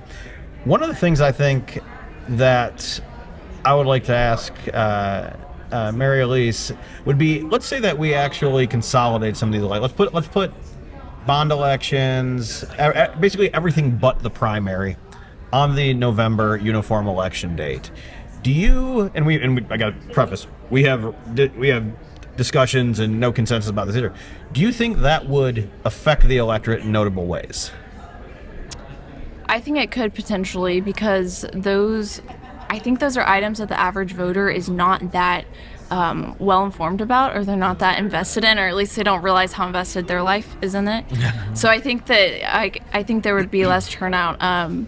But that would be interesting to see. I think that's just something that the average Texas voter is just not going to turn out for as much as the primary. Although these are issues, of course, that are affecting their daily life. They're going to impact their children's schools and everything. But the average individual in Texas is probably not just talking about this and is not fully aware of it. It's a time-honored tradition in other states that if you're trying to drive turnout, that you put as a party, whether it's Democrats or Republicans, is that you try to put something on the ballot that fires up your constituency, right? And so, the Democrats might put, some law, protecting abortion, or the right might do, and we'll get into, 10 Commandments, and might get, more of a religious, bill or something like that to get people to show up to vote for, for these hot button cultural issues. It doesn't feel like we do that in Texas very much. And even the amendments, we have 17 constitutional amendments, and none of them, maybe the property tax gets you up in the morning. Maybe there's but the water fund and things like that are not super. There's even a parental. I guess it's kind of a Parental Bill of Rights, but yeah. it's really it's more symbolic than it is making new law. So it feels almost strange that Texas doesn't make use of that as much. That both parties don't make as much use of that. Well, and another amendment that's on there is the Dementia Prevention and Research Institute. That was a big priority of Lieutenant Governor Dan Patrick's. And that's something, if you talk to the average Texan, they have no idea about that, no idea about the billions of dollars that will potentially be allocated for that. Yeah.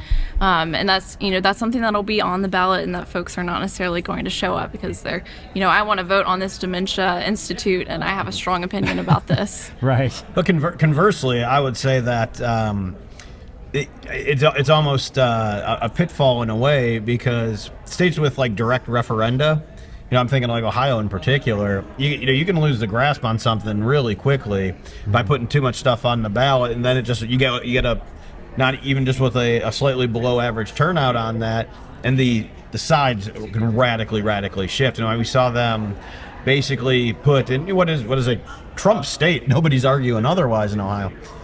Put a abortion measure on the ballot that would make New York blush, and I think that's where it's the blessings of Texas not having direct referenda being one of them really shine through. So speaking of policy, Elise, let's get into a couple of things that you're covering. So we're going to nerd out on policy for a little bit. Yeah. Big headline the other day, you guys covered it, 2,700 non-citizens that they found on the voter rolls. Several dozen of them have actually voted. Now, it's not anything that's going to shift the statewide election, but I think this is the kind of thing, if it can be 2,700, why not 27,000? Like, what are the loopholes? I mean, you covered this issue. What's going on there with that story, and kind of what's the follow-up on that? Yeah, so this was an announcement from Secretary of State Jane Nelson, and she announced that there were, I believe it was 2,742, she said, potential non-citizens that had been found on Texas's voter rolls. So folks who are registered to vote in Texas, she didn't confirm in this announcement if they had voted. But yeah, so nearly 3,000 potential non-citizens. And what's going to happen now is they've been referred to the different counties for investigation by the Secretary of State. And the individuals, once they're notified, they have 30 days to provide proof of citizenship. And if they don't happen, they'll be booted from registration. And she did clarify, if you show up to a polling location and your registration has been altered because of this, you didn't show proof of citizenship, she said, if you have documentation, you can show up and potentially approve it on the spot. But this is interesting for everybody. I mean, voter integrity is important to both parties. It depends which one is pushing for it more at the time. But of course, both parties want our elections to be legitimate. But the questions, of course, arise about how do we guarantee that these folks are allowed to be voting in the elections. The Democrats have been arguing that it's discriminatory, at least at the federal level. They've been arguing that it's discrimination to require proof of ID to vote. And Republicans are saying, we have to make sure that we only have citizens having a say in our elections. Republicans and 80% of Texans it's not even just a Republican issue. Well, that's one of the issues on the constitutional ballot. So how does that happen? I mean, because there's so many. Like, how does somebody, that they know is illegally in the country? And you don't even have to be illegally in the country to be. And there's lots of reasons why you would be an ineligible voter. But something to that extreme where you're literally not even allowed to be in the country. How do you end up on a voter roll? Well, I'll tell you, of course, we were under a very different presidential administration than we are now, of course, and especially with the approach to citizenship, to illegal immigration. President Joe Biden had very different policies, of course, compared to President Donald Trump. So something that the big thing here that allows Secretary of State Jane Nelson to discover these potential non-citizens was this database, this immigration database that was made available to her through an executive order issued by Trump. I think it was maybe 2 months after he was sworn into office. It was USCIS's, I believe it's called the SAVE database. And so through that, they were able to cross-check our voter rolls in Texas to see, okay, are these folks legitimately citizens. But I think the biggest thing is just a difference in presidential administrations, because President Joe Biden had very different policies when it came to illegal immigration and the rights that folks who are illegal aliens have in the country. And Derek, I think this probably just, it would be incumbent upon the state administration, so the governors, to take, to investigate this and use this executive order, which means that it's not like any citizen can just do it in California and go and look. Because can you only imagine what it would be like in states like California, and New York, or Illinois, where they absolutely want illegals voting. They want as many potential Democrats as possible voting. I'm going to go out on a limb and say that they're probably not looking. Right. And so, as a citizen, is there any? I'm curious if there was any kind of thing you could sue the state to investigate. Yeah, I mean, I know. Well, without the access to the immigration database, probably not. Just from on a citizen level, I do know that most counties here, fairly accessibly, publish not only voter rosters but also voter activity information. So folks like Derek Ryan can go there and basically make a compelling case on voting trends and stuff like that. That's something you can do. Like, you go to the Bexar County election site, you could find the name of everybody who voted on Tuesday in the constitutional election. One of the things that I think is underappreciated in this discussion of nonsense. And I did mention that's one of the items that's on the current the current ballot. One of the things that I think people forget about was kind of the political firestorm that happened when a temporary Secretary of State, this was in 17 or maybe it was 19, I can't remember which, tried to, with good intentions, tried to, maintain hygiene on the voter rolls, and kind of overshot the fairway by using a roster of people that were like naturalizing and becoming citizens. And so one of the things that I think you need is both constituent parts. You need the state apparatus, specifically with the Secretary of State or the election administrator, and the federal government to be cooperative as well. But to Mary Elise's point, I could see that going away just as soon as it came if we have a change in when we have a change in administration. A couple of issues I want to make sure we're hitting that you're following. One is SB 10, which is the 10 Commandments bill, which requires schools to post the 10 Commandments if those placards or cards are donated to the school. That's the ACLU is pushing back on that, is suing that. Where does that stand in the legal battle? Yeah, there's been a couple of different lawsuits that have been filed. The activists are following up on what the Democratic lawmakers were arguing they would do on the House floors, that this would be heavily challenged in court, the display of donated Ten Commandments copies. There's one case where temporarily the display of Ten Commandments law will be blocked in 11 different school districts. There's a new lawsuit that came out, I believe it was 2 weeks ago, that seeks to block it similarly in 14 different school districts. We'll see where that lawsuit goes, but it's among some of the other laws during the 89th legislative session that are being challenged. It'll be very interesting to see where this goes, because there's the activists on either side that are fully prepared for whatever happens next. They were fully prepared when it went into law. We had the folks who were prepared to donate copies of Ten Commandments, and then the folks who were ready to file those lawsuits against it. Yeah, I thought the way that they crafted the bill this time was pretty clever. That they've tried things like this before that didn't pass constitutional muster, or maybe have been problematic, constitutionally problematic. But the way they crafted the bill this time, I think, is gonna hold up.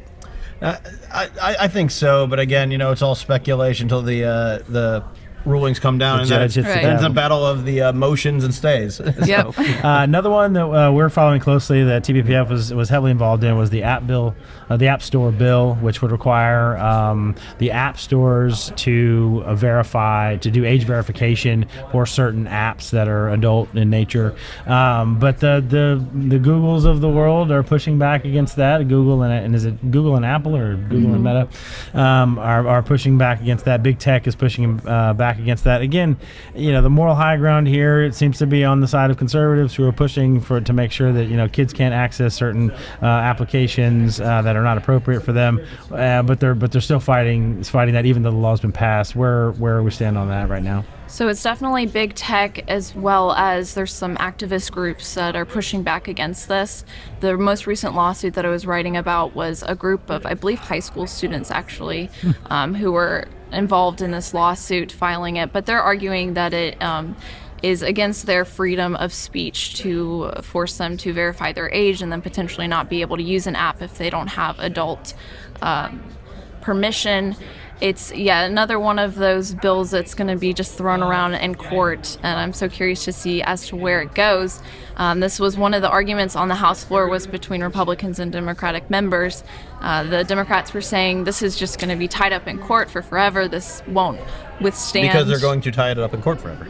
Exactly. Yeah, and that was the plan, and we see it unfolding now, right? So that was by State Senator Angela Paxson and the State Representative Caroline Fairley. They worked together to get that across. And Derek, if I remind from, is this first of its kind? Or is Texas, or did Texas, or is there a bill that we looked at and then brought it to Texas, or is this first of its kind? And so we don't, these tests are all kind of. By the first time they were by this tested. Particular mechanism, it's not the first one where you demand some sort of age verification. In fact, I believe 2 sessions prior, or maybe it was a session prior, I can't recall. When I was less gray.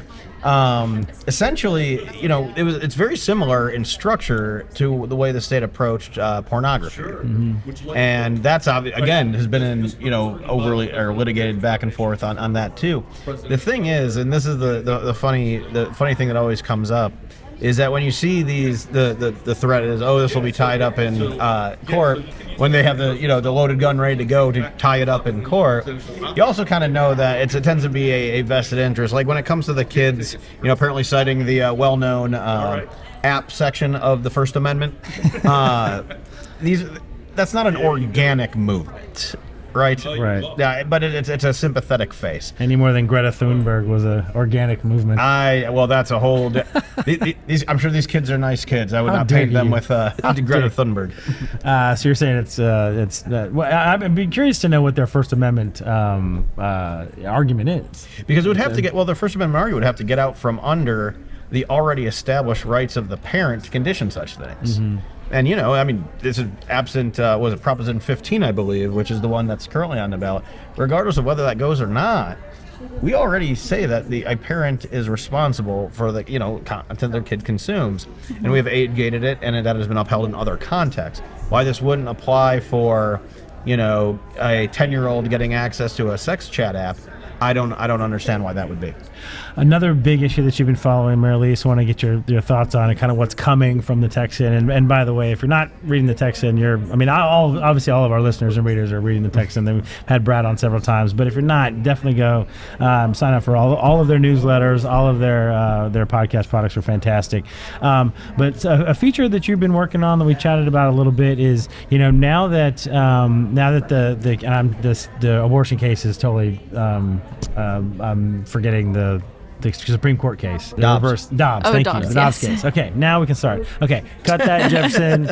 Going back. So don't cut that, Jefferson. And go. So the Dobbs case. So that obviously happened a couple of years ago. So it's the whole landscape on the abortion issue and pro-life issue has completely been upended, and now goes back to the states. Texas arguably has some of the most strict anti-abortion laws in the country. But you're looking at kind of what's next for the pro-life movement and kind of the landscape moving forward. What are you looking at? What angles are you approaching and covering for the pro-life movement going forward? Yeah, we're at a really interesting spot in the Texas legislature when it comes to abortion-related legislation, because we saw the chemical abortion pill bill pass that was highly contentious, and it was cracking down. It was attempting to enforce Texas's laws surrounding chemical abortion pills through civil liability, and so we saw that pass, and that was kind of a momentous moment for the pro-life movement under the Pink Dome. This is something they had been working towards, and this was almost a capstone moment for them. So I talked to a couple different lawmakers and activists who are very involved behind the scenes in crafting some of this legislation, and asked them, where are we going forward as far as pro-life legislation, anti-abortion legislation? And so there were some mentions of IVF as a potential, ethics issue that we're going to be approaching in the future, which I think will be super interesting to watch unfold, because we see the Republican Party at least has not taken a clear stance on IVF, how they're going to approach it. We see President Donald Trump, he's recently been doing a lot of things related to IVF and trying to get it, make it more easily accessible to folks. And then we saw State Senator John Cornyn and Ted Cruz, they were pushing forward for IVF-related legislation that was pro-IVF. We did see a bill. And Abbott, too. Abbott's been vocal about his support for IVF as well. Has. So State Representative Daniel Alders had filed a bill, and I think there were a couple other bills that were filed similar to this. They didn't really gain any traction this session, that were related to potentially regulating the IVF industry, just kind of as a starting point to take a look at this industry that's so new, and it's just really gaining steam in this modern world, to have standards, at least for reporting standards for issues such as perhaps how many embryos are destroyed or discarded in the process, and why they are discarded, whether it has to do with different genetic reasoning behind that. So just establishing some reporting standards. So a few different folks mentioned that maybe we definitely won't be looking at a ban on IVF or restricting IVF in the near future. That's just not on the table. But something that's a potential is that we'll be at least establishing reporting guidelines for the industry, and just making sure that we know what's actually going on within it, making sure that there's standards set. So yeah, I think IVF will come up in the future. As far as specifically abortion-related legislation, they said they're going to have to kind of play it by ear, because as we saw with the, I believe it was SB 31 that was clarifying the state's abortion laws, that was something that later folks determined that we needed to clarify the law, but it wasn't something that people were originally planning on, I believe. So they were saying we might have to look at the different ways that our pro-life laws are challenged, and then respond to that. They said chemical abortion pill bill might be kind of interesting in the ways that foreign actors interact with it, the way that we are able to regulate folks who are distributing pills into the country. So we'll have to see how it plays out for sure. So coming back full circle to politics, abortion, I think the last year's election was the first big election since the Dobbs case, and so obviously Democrats, and with Kamala Harris at the top of the ticket, that was abortion was a big push politically to try and drive people to the polls.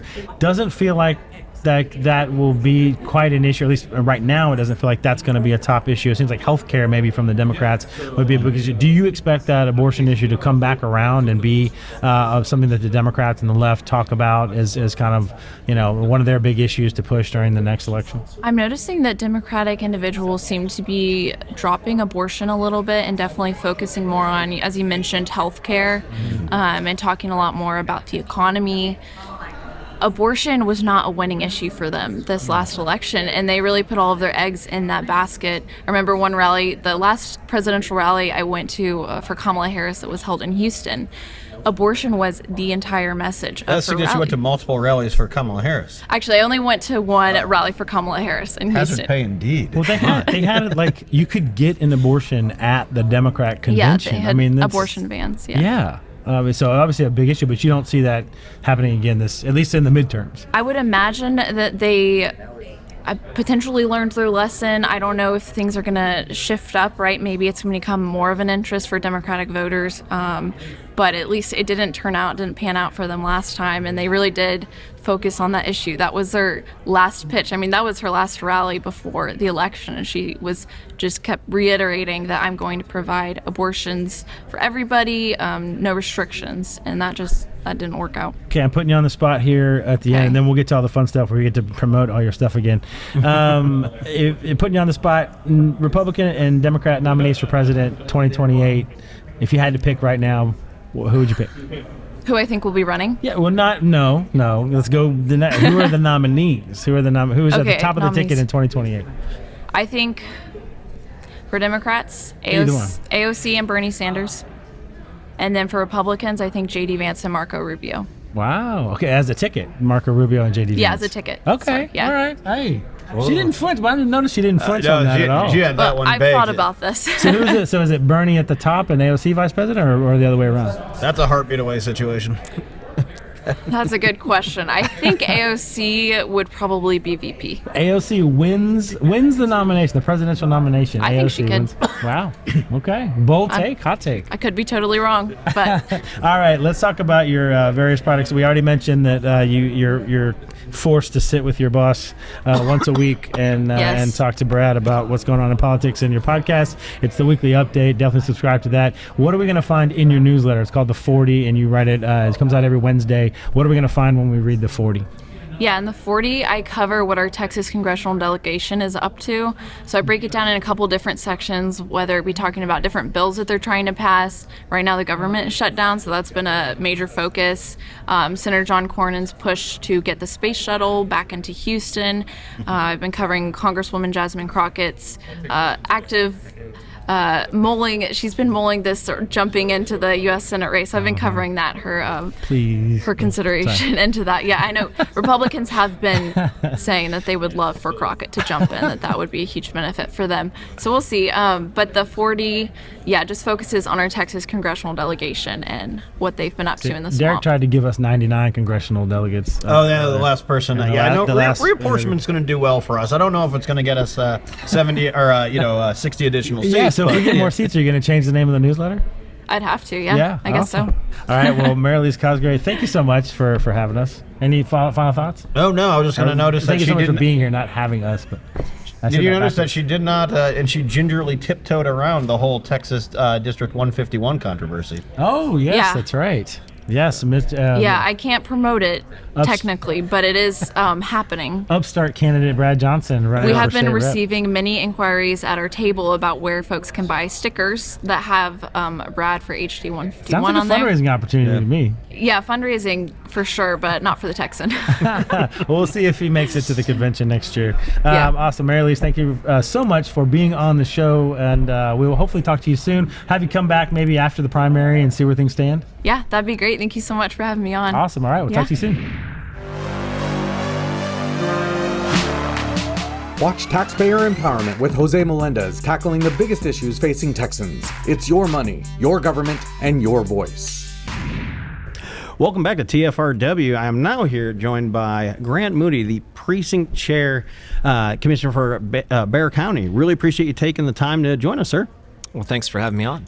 Real quick, just for our listeners, want to jump in and just a little bit. How did you get to be on the commissioner's court at Bexar County? That's it's kind of a blue county. You're kind of a conservative guy. Just walk us through that. Well, I am the only Republican on the Commissioner's Court here in Bexar County.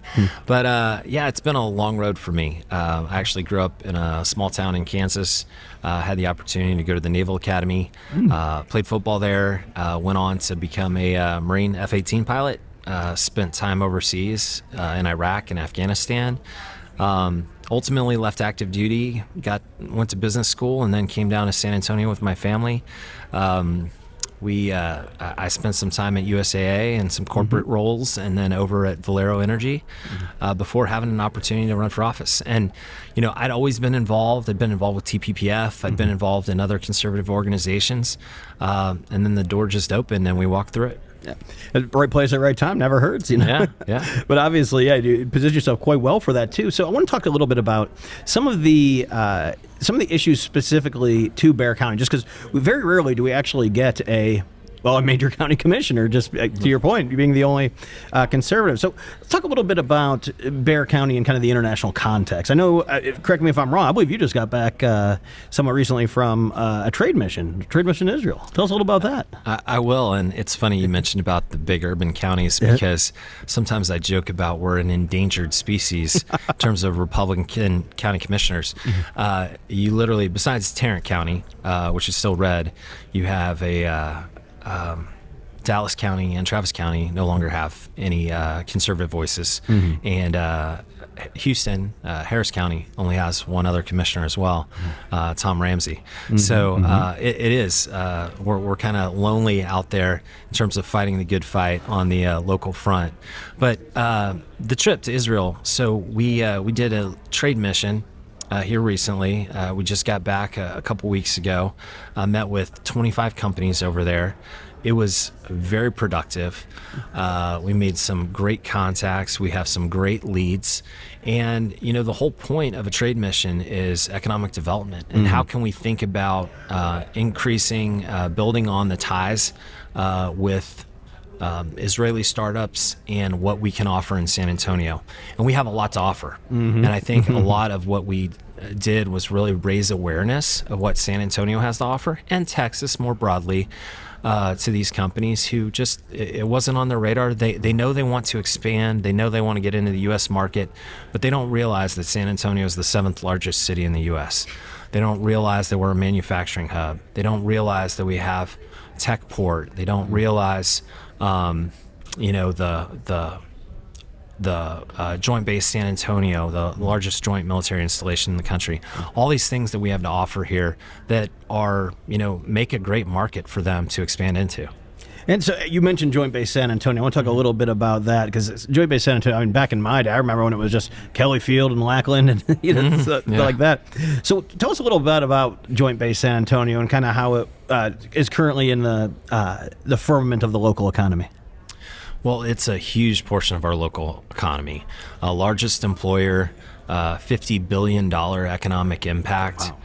And, I serve as one of the co-chairs on the Military Transformation Task Force, which is really just the combined joint city, county, joint base committee here locally to try to protect the bases and ensure that we try to build on their missions and expand on them. But there's a lot of change going on right now. And listen, I support it. I think that DOD, has, the reorganizations that are being talked about make sense. But here locally, obviously, we want to try to come out ahead in some of those reorganizations. We may lose some commands, but there's also real opportunities for us to bring additional jobs to Joint Base San Antonio and additional commands here that will actually make us come out ahead. And that's what we're looking to do. Oh, that's all. I mean, that's awesome because obviously we recognize just state what we're talking about. Fort Hood up north, or not even up north, halfway between us and Dallas. We're talking about Fort Bliss out west. We understand that obviously it's a very big part of the local economy, and not only that, but call me biased. I just think Texas is the best place to keep our folks military. Now, I will say, Joint Base San Antonio, a lot of great tacos around there might affect some readiness. But that being said, what a great place. I want to talk to you a little bit about the actual some of the nuts and the bolts of county administration, because I think a lot of folks don't understand that folks like yourself on the commissioner's court really have to get under the hood and how the most basic of county function is done, whether it's we're talking about utilities in certain counties, or at the very least the roads, and all the way down to things like administering elections, right? I mean, obviously we're right here on we're in early voting right now of the 2025 elections.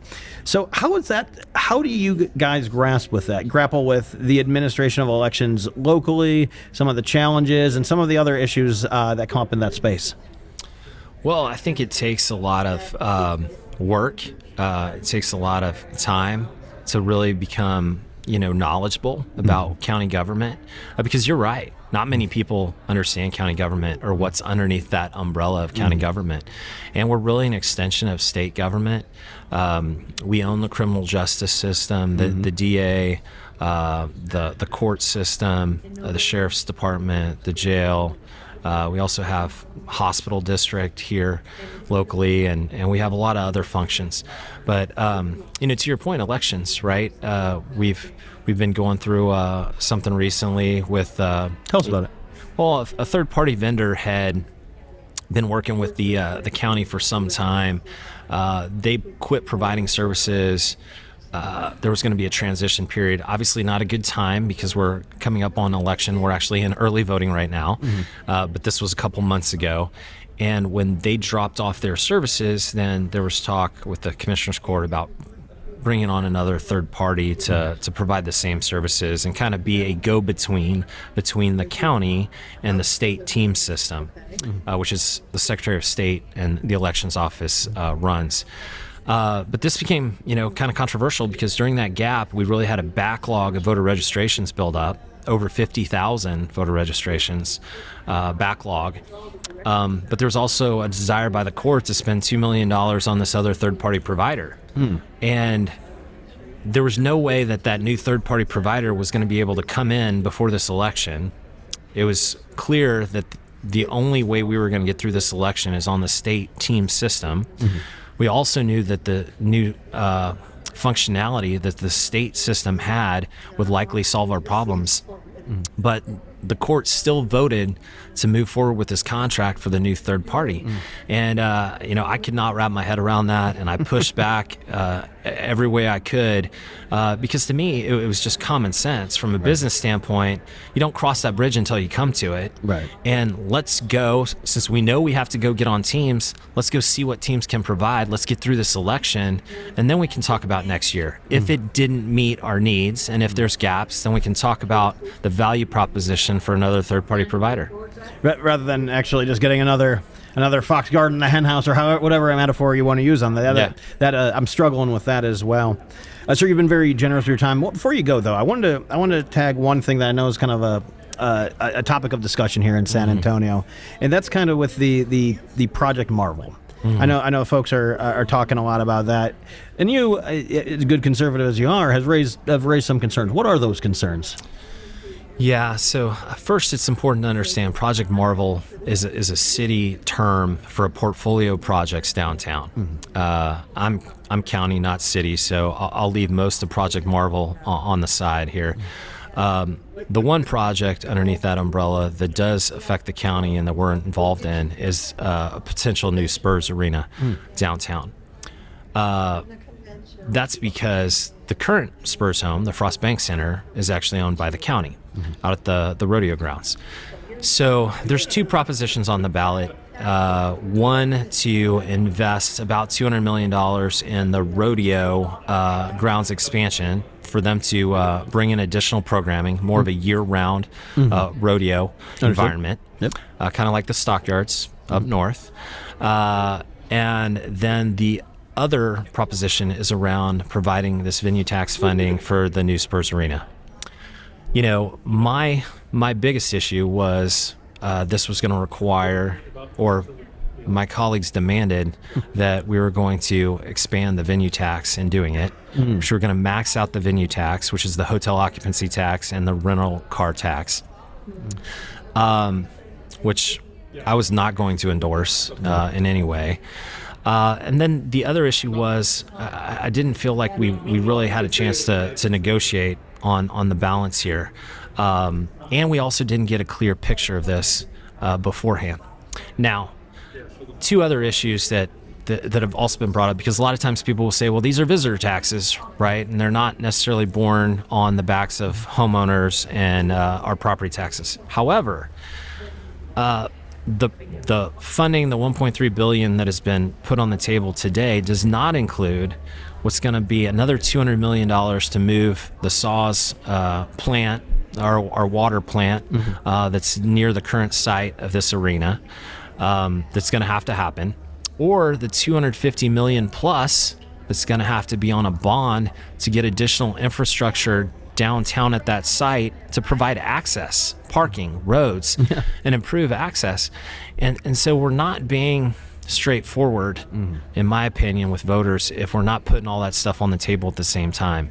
So those things actually will have to be paid either by SAWS ratepayers or by sales tax or property taxes in order to go forward and actually make this functional as a site.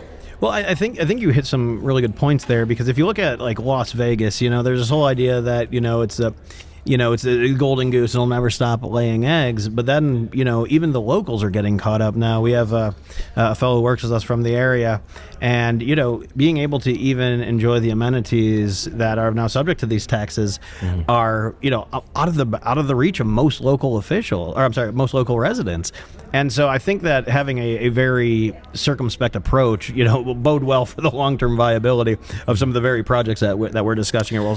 And I'll just say, I've been very supportive of the Spurs. We're trying to build another park up by their practice facility, which I think is going to be great for the community.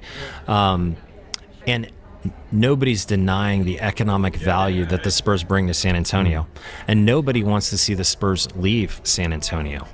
But if we are going to negotiate with a private entity, on behalf of taxpayers, we have to be willing to say no. We have to be willing to push back. And all I ever said was, first of all, one, I'm not going to endorse a tax increase. And two, we have to be willing to say no and actually negotiate. And I know we could have gotten a better deal. Well, I don't think anybody in Bexar County or elsewhere would argue with that. A perspective that protects the taxpayer's pocketbook is not one to take. Well, sir, you've been very generous with your time. Really appreciate you stopping by during this very busy convention, and hope to have you back sometime soon.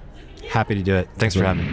It's Parent Empowerment with Mandy Drogan from Texas Public Policy Foundation. Honest conversations with Texans about what's happening in our schools and our communities. Subscribe today, and remember, you have the power. Welcome back to The Right Idea, and of course we are here at the TFRW conference, and we're just grabbing people and putting them on in front of the camera, and right here with us now is Congressman Moran of the 1st District here in Texas. Congressman Moran, welcome to The Right Idea. Thanks. Great to be with you guys today, and thanks so much to TPPF for what they do to stand for liberty and for the conservative values that are so critical not just to Texas and the United States, but to the world. Well, that's great. Well, thank you so much for that great compliment. So what are you hearing, from your constituents? What are you hearing from the folks here? What are the big issues that you're working on right now that they're tops in Texas? Well, right now we're in a shutdown. So I know everybody knows we're in a shutdown right now. If they don't know it, I know. But here's what I'm hearing from my constituents about that in particular is they're saying stand your ground. Mm-hmm. They recognize that there's so much on the line long term as we talk about the policies that the Democrats are holding the American hostage for. Mm-hmm. And they're saying, hey, we've got to have these things or we're not going to reopen government. We're not going to let government do the things that it needs to do and should do. We can't give into that because long term the taxpayer is going to pay a horrible price for those policies. So conservatives need to dig in and say, listen, we may feel a little pain on the short hand of this, but we've got to stand firm in our long-term principles. Otherwise, we're going to dig ourselves a bigger hole. That's right. But giving into the hostage demands, Derek. Yeah, well, I was going to say, hey, the fact that the Democrats are out there calling for less government, broken clock being right twice a day, I suppose. One of the things I did want to ask you, though, with the shutdown, is I think that, and obviously this is a political statement, but I think Leader Johnson has played this, or Speaker Johnson has played this quite well. And I think that at the very least, his position on, no, we're not going to reauthorize COVID-era Obamacare subsidies just in order to keep the government going. It seems like almost like a no-brainer. Let me ask you, though, what is your experience with Speaker Johnson? Because I know he kind of came from, I don't want to say obscurity, but, people knew who he was, but no one had him in the speaker conversation, and here we are. Yeah, I think the world of Speaker Johnson. My district touches his, so Northeast Texas, the 1st District of Texas, goes over to Arkansas and Louisiana border. So he and I were close even before he became Speaker because we share a lot of the same business entities on each side of the border, and our people work in each other's district. You're not going to find a better man than Speaker Mike Johnson. He's authentic. He's principled. He's always been underestimated, and I think that's really helped him out quite a bit. When he first came in, there were several people on the Republican side that just didn't think he could get the job done, and time again he proves them wrong because he's trusted. And when you're a trusted voice in Washington, D.C., and people realize that you're not there for the power of the position, which he is not, you're there for the principles, then they begin to line up behind you and say, oh yeah, he really is here to do what's best for the American people. And I think he's done a great job, particularly in this shutdown, because the daily press conferences, you see him, he gets in a great rhythm. It looks like he's back as a lawyer giving his closing arguments, and that's where he feels comfortable. And he's done a really great job of managing that communication and making sure that the public understands, look, the Republicans did our job. We passed something September 19th that would fully fund the government. We can talk about these other issues that we know are important issues to everybody on both sides of the aisle. Yeah, but you can't wrap that, you can't attach all that in the kitchen sink to a 7-week CR bill, and that's what the Democrats have tried to do. Because of Speaker Johnson's leadership, I think the American public are beginning to turn on the Democrats and say, actually, these guys are right. And speaking of which, that's so the CR is going to be it's the one they're fighting for right now is a short-term CR to get just through November 21st. So what's the longer play? What's the strategy to fund the government? Is it through the election next year, or what are y'all talking about? Well, what we need to do is go back to where we left off in September, mid-September. We had 3 of the 12 regular appropriations bills passed through the House, also passed through the Senate, that were being negotiated by a conference. By the way, we haven't seen a formal conference in Congress in more than 2 decades. Speaker Johnson brought that back. Yeah. Normally, it's just the 4 corners, the leaders that are deciding things, but Speaker Johnson's trying to bring it from ground up again. Those 3 of the 12 bills actually represent about 65 or 70% of the discretionary spending of those 12 bills. The Senate and the House were close to reaching a deal on that. We need to get back to that point, finish that out, and then finish the other 9 bills, which are the more minor bills. But we have to all remember that most of the spending that happens in the federal government actually happens irregardless of the annual appropriations bills, because it's the 70 to 75% of spending that's mandatory that just continues without regard to whether or not we're in a, quote, shutdown or not. Now, when I was back in Congress, I used to work for Senator Mike Lee, and that was always one thing that we were continuing or trying to push for, is getting back to doing separate appropriations bills. I mean, you talked about the 3 of the 12. I haven't heard that in a decade or more. Right. It's always been continuing resolutions or omnibus or cromnibus or whatever they're doing. Getting back to that, talk about why that is so important, doing those individual spending bills. Yeah, because you get greater transparency with the individual spending bills, and so when you break them down, you really understand what's in each one of them, and that's important. As you know, transparency breeds accountability. When you hide all of it into a large omnibus bill, too many deals can get made in a way that's that undermines the overall goal, and then you end up having a lot of stuff in there that you don't like, but overall you're like, well, I need to vote for the appropriations to move forward, but there's a lot of things attached you don't like at all. And that's where you get some of the bad spending, because then it's either shut down the government or vote for all of it or whatever.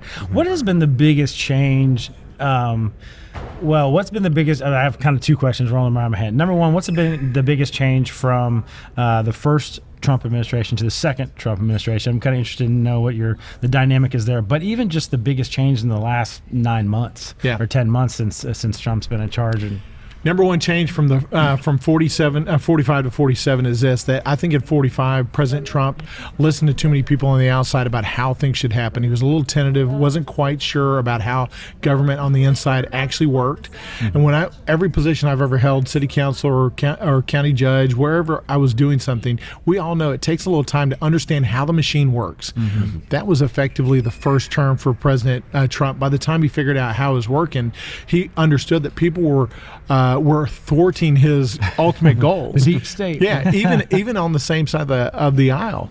Coming into the 47th, he said, oh, I know where I want to go, and I know what people I need around me to accomplish those goals. And as a result, the preparation leading up to his inauguration led to the magnificent results we've seen just in the first 9 or 10 months of his presidency. And what do you think has been the biggest accomplishment between now and the beginning of the year? I'm going to name 2 in particular. One is the border. I should have said your biggest accomplishment, and you can't say the border. Oh yeah, I know. Especially, you have to start with the border because President Biden was so weak on that. Our sovereignty and our security were given away for 4 years. Now President Trump almost within weeks restored the sovereignty and the strength and the security of America, and the strength of America on the world stage has done, I think, great things for a number of nations, our allies and our partners around the world. People are coming to the table realizing we're not going to get pushed around anymore, and that's been really important. Now, the second big accomplishment I think he's done is the One Big Beautiful Bill, now called the Working Families Tax Cut. I'm on the Ways and Means Committee, so was privileged to be one of 26 Republicans that effectively had a conclave for months and months and months to try to figure out how do we write the tax portion, because we understood, and I clearly communicate all over my district all the time, look, the lower your taxes are, the higher your liberty is. If you're a family, a farmer, or a business, it doesn't matter. You need to keep more of your hard-earned money. The government doesn't need it. And the more we can give back to you, the more liberty you have in your own life to decide what you want to do with it. What we've also discovered is people really don't want that spending that's coming to them from the federal government to go away. That's what's going to make getting it back to fiscal sanity harder, because everybody is touched now by the federal government, because the federal government is in too much of our lives and spends too much that impacts us. We all have to be willing to say, you know what, you're right, give it back to me. Let me decide what I want to do with my money and where I want to spend it and how I want to spend it. And federal government, I'll take care of myself. It's about responsibility and independence. and that liberty, and you'll never get it if government's in charge of things. Yep. Well, I think one of the things that you've talked about quite frequently, and I think is another very stark contrast between the Obama Freudian slip Same there. thing, same yeah, thing. exactly. The Biden administration and the Trump administration is the way he would not only treat the border, but hostile actors on the border. I'm thinking specifically the cartels. One of the things that we saw coming out of in those first 10 months was designating these cartels as terrorist organizations. Can you talk to us a little bit about that and how the importance of having that designation in place is? Yeah, Dan Crenshaw's been on top of this for many, many years, so I'm going to give Dan credit for this because he's been a great microphone to say we need to designate the cartels as terrorists. They are. Yeah, absolutely. They are an adversarial entity, an organization that wants to undermine Americans left and right. They're the ones that are ushering in human trafficking and drug trafficking, and we can count up the tens of thousands of deaths each year that are related to the activities they're doing. And it's a direct assault on America. So I'm so glad to see President Trump do that. I think we need to codify that. We need to get it statutorily put in place so that we have the ability to hit at what's most important to the cartels. And what they value most is their lives and their money.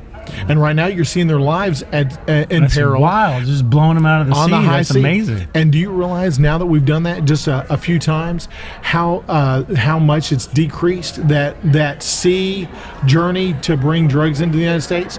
Now consider what would happen if we begin to go after some of those cartels on land. And I know it's a little bit more difficult proposition, but frankly, the terrorist designation opens it up to us being able to do that. Yeah. It's not a war, it's a strategic strike, kind of like what we did with Iran. And I'd like to see some of that happen because immediately those heads of cartels will say, you know what, I don't think it's worth it. I think I'm done. I'm out. Imposing an operational overhead. That's right.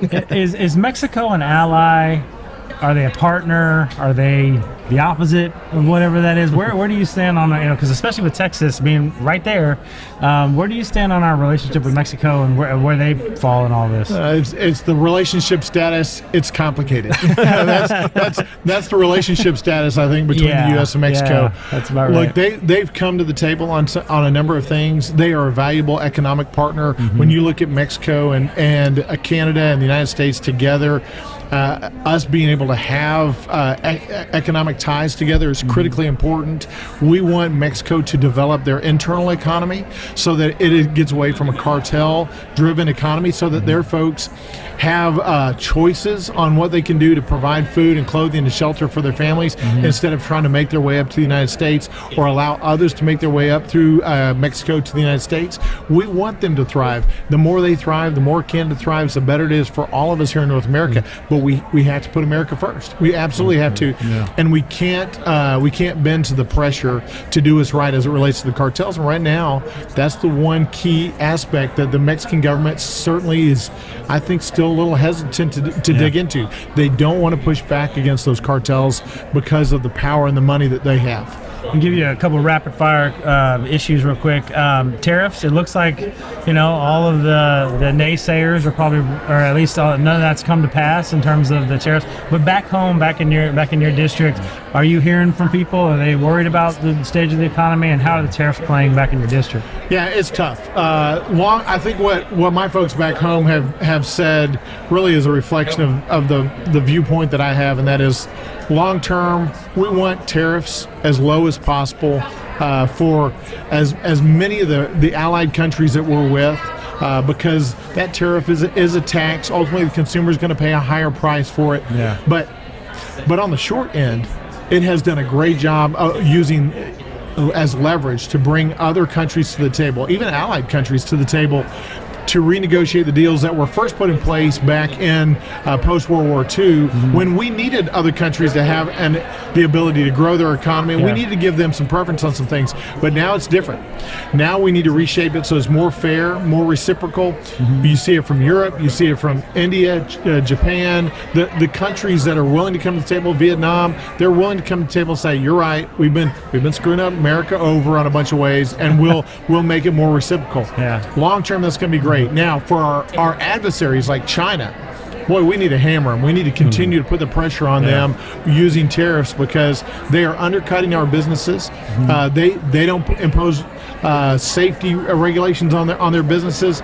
They will subsidize their businesses. They will undercut our monetary currency.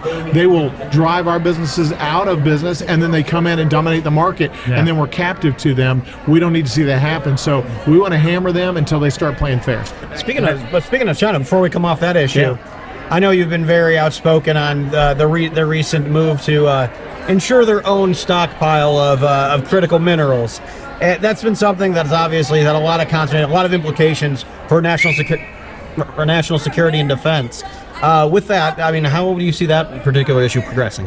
Most people don't realize 98% of the heavy rare earth minerals actually come from or are controlled by China in some way. And so that's a problem for us. That's a real problem for us. And China is going to use that as leverage, and they already have in the past month with export controls that relates to critical minerals that the United States needs. We've got to find a way to build up our critical mineral supply chain and our rare earth minerals here in the United States. That means we got to open up mining more here.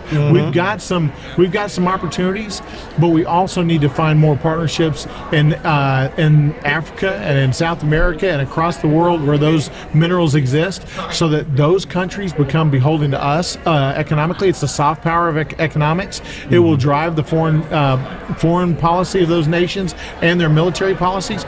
We don't want China going in there with sweetened deals to make them captive to Chinese Communist Party. We want them captive to us. So we need to be able to have those ties around the world and show strength on the world stage so that we have that supply chain unfettered and uninterrupted by the CCP. Well, I mean, if you're talking about, multilateral negotiations and deal making, it's hard to find somebody better at checking that one particular box than President Trump.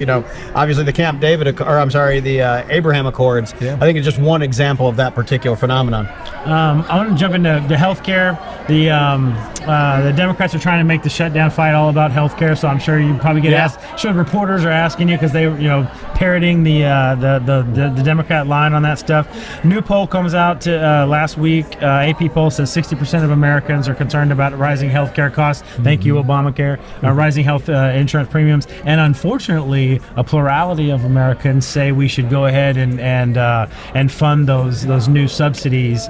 What's your take on that? Yeah, so we shouldn't. We've got to stand strong on letting these COVID-era ACA subsidies expire at the end of 2025, which is, remember, it was a Democratic program put in place by the Democrats during COVID only for a 5-year period of time. It was supposed to be temporary, but you guys know the old adage, there's nothing more permanent than a temporary government program, right? That's right. And so now that the Democrats' own program that they voted for during COVID as a COVID-era program is coming to a conclusion as they determined, now they're all freaked out. The problem is, I think we need to do a better job with messaging. People need to understand that healthcare premiums have gone through the roof in the past 4 or 5 years, in part because we're subsidizing it. And so who's the winner? It's not the consumer. It's the health insurance companies. They have record profits over the past 4 or 5 years. So if we continue to subsidize the ACA program with the enhanced subsidies, again, we're not getting rid of the original subsidies. It's just the enhanced COVID-era subsidies that are going away. The only folks are going to lose in that at the end of the day is the health insurance companies. They've got to bring their premiums down. They absolutely have to. But the marketplace would do that if we let the marketplace work. What we're unfortunately moving towards is what Obamacare, I think, probably wanted to see, and that is single-payer government system. And we don't want that. That's going to be shortage of health care. That's going to be increased prices. It's going to be rationing. It's not what we want. So lack of a market drives everybody into the government program because on the private market, you can't afford it. Then they start subsidizing once you get onto the government program. Insurance premiums goes up, more subsidies, and it just goes around and around, and now everybody's trapped on it's a vicious cycle. And here's the statistic most people don't know: 40% of the fully subsidized individuals on an ACA program didn't go to the doctor one time last year, not one claim. So here we are subsidizing health insurance premiums for the benefit of the health insurance companies that never had to pay out one claim because 40% of the people fully subsidized never went to see their doctor. One last rapid fire subject, just because it's CPPF, we have to talk about education. Texas passed its school choice program this year in our state legislature. It will be the largest day one school choice program in the history of school choice in the history of this country. Your thoughts on that? I know it's not a federal issue, but and poor Secretary McMahon, she's trying as best she can to shut down the department, but they keep giving her work to do. Let her retire. Yeah. What are your constituents saying about the importance of education, and are they supportive of the school choice program? Yeah, my folks agree with me that parents need to, and they do have the constitutional right to direct the upbringing and the education of their kiddos.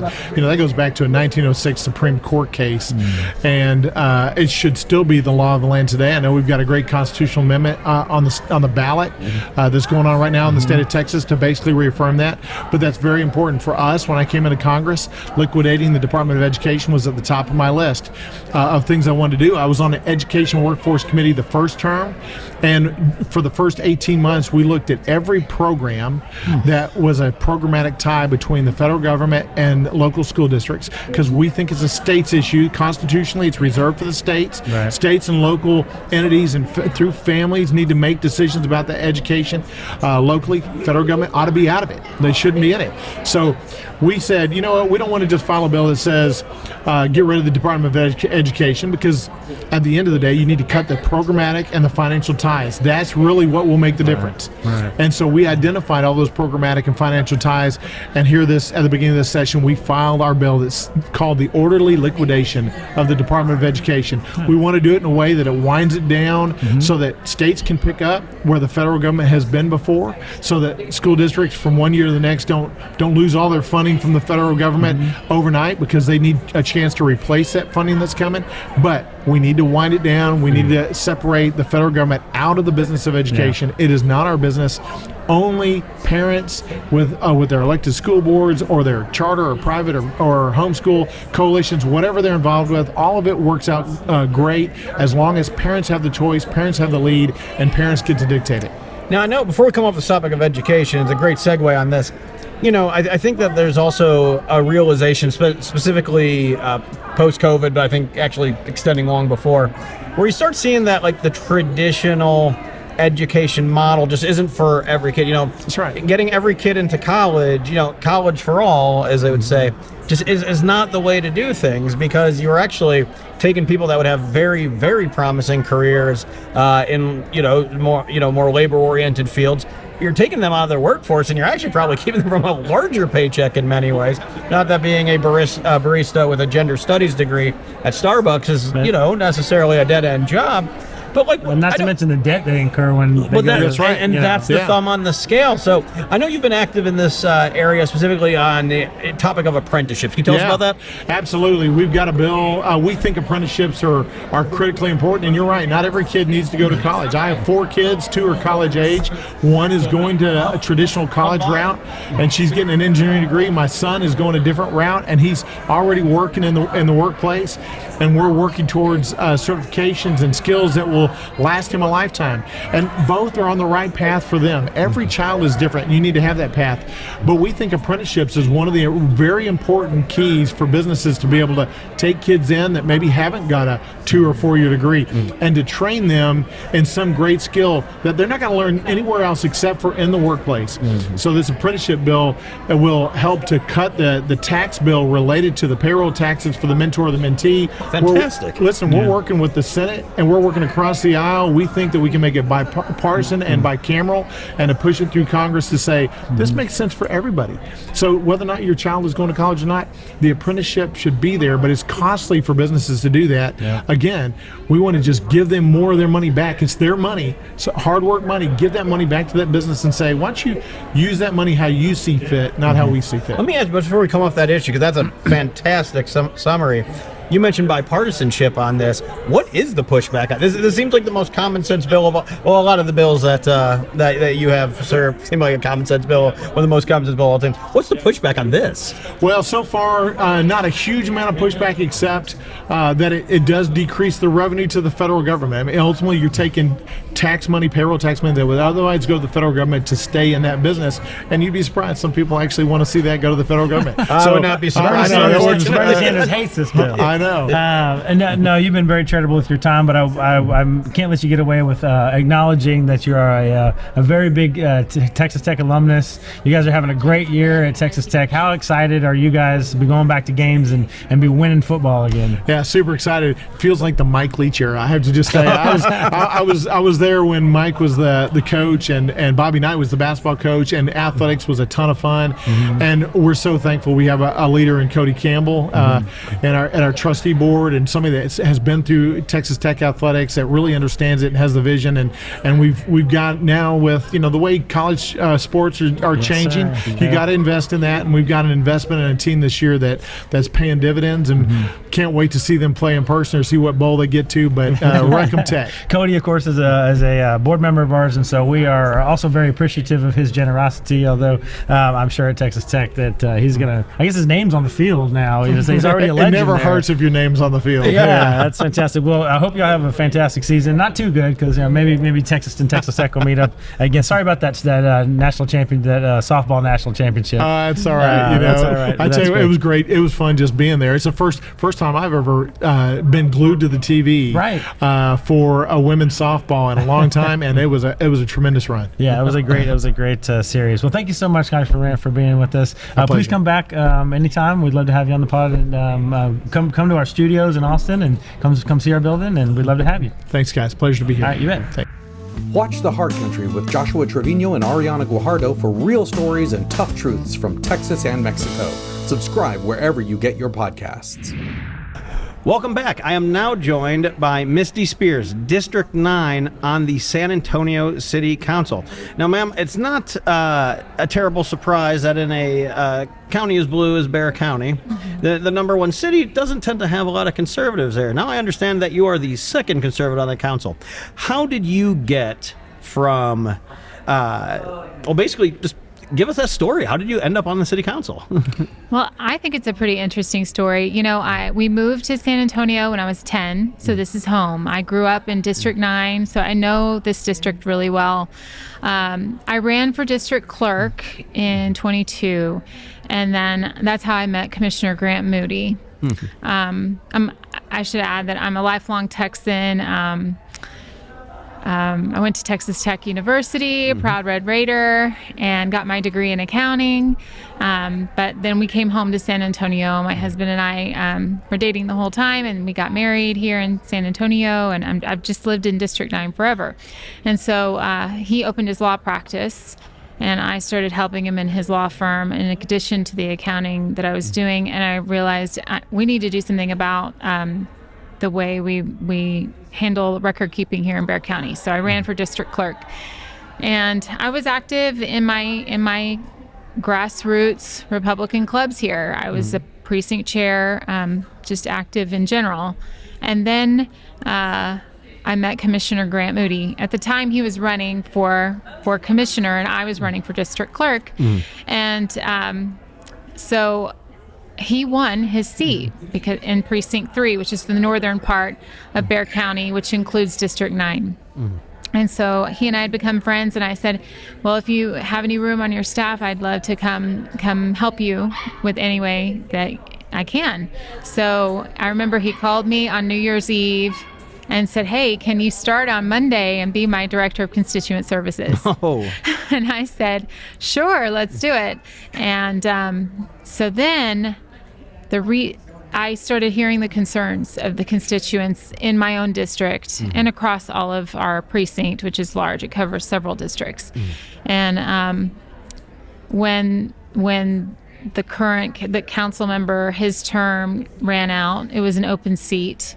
And I had a lot of concerns. I shared the concerns of the constituents and my neighbors and friends in District 9. So I said, I think I'm uniquely positioned to run for this. I understand what our community needs. I understand where we're coming from. I know what we are looking at going toward, the opportunities for San Antonio. So I did so. I ran. Commissioner Moody is my treasurer, my campaign treasurer. And we had a lot of people run for that seat. And then we went to a runoff, and then I won 57%. And it was a I guess, a more liberal, it's not a conservative seat prior to that. It was conservative, and then it went more liberal leaning for 8 years, and I flipped that seat back to conservative values.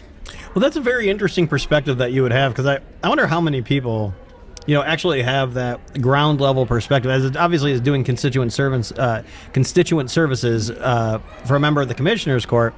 It is literally your job to have people come and drop problems at your doorstep.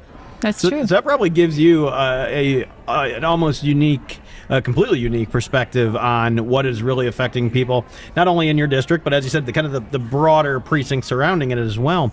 So when you ran on the 3 primary items, and I think that they're pretty substantive in and of themselves.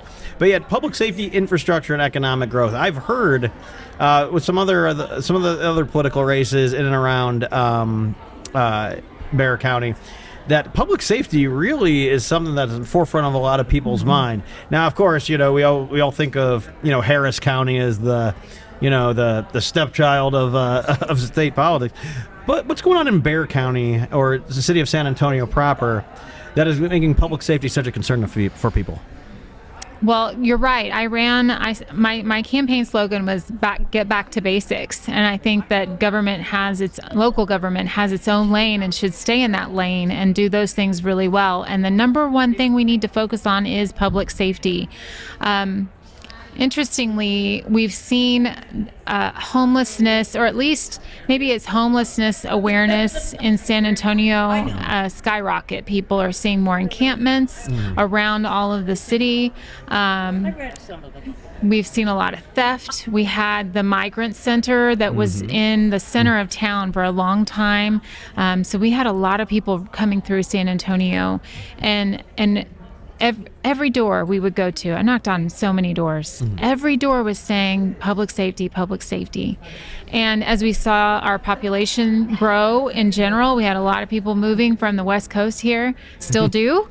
And so there's a need for more law enforcement officers, more firefighters. 81% of our call volume for firefighters is actually EMS calls. We're one of the few metroplexes that has our EMS fall within our firefighters organization as well.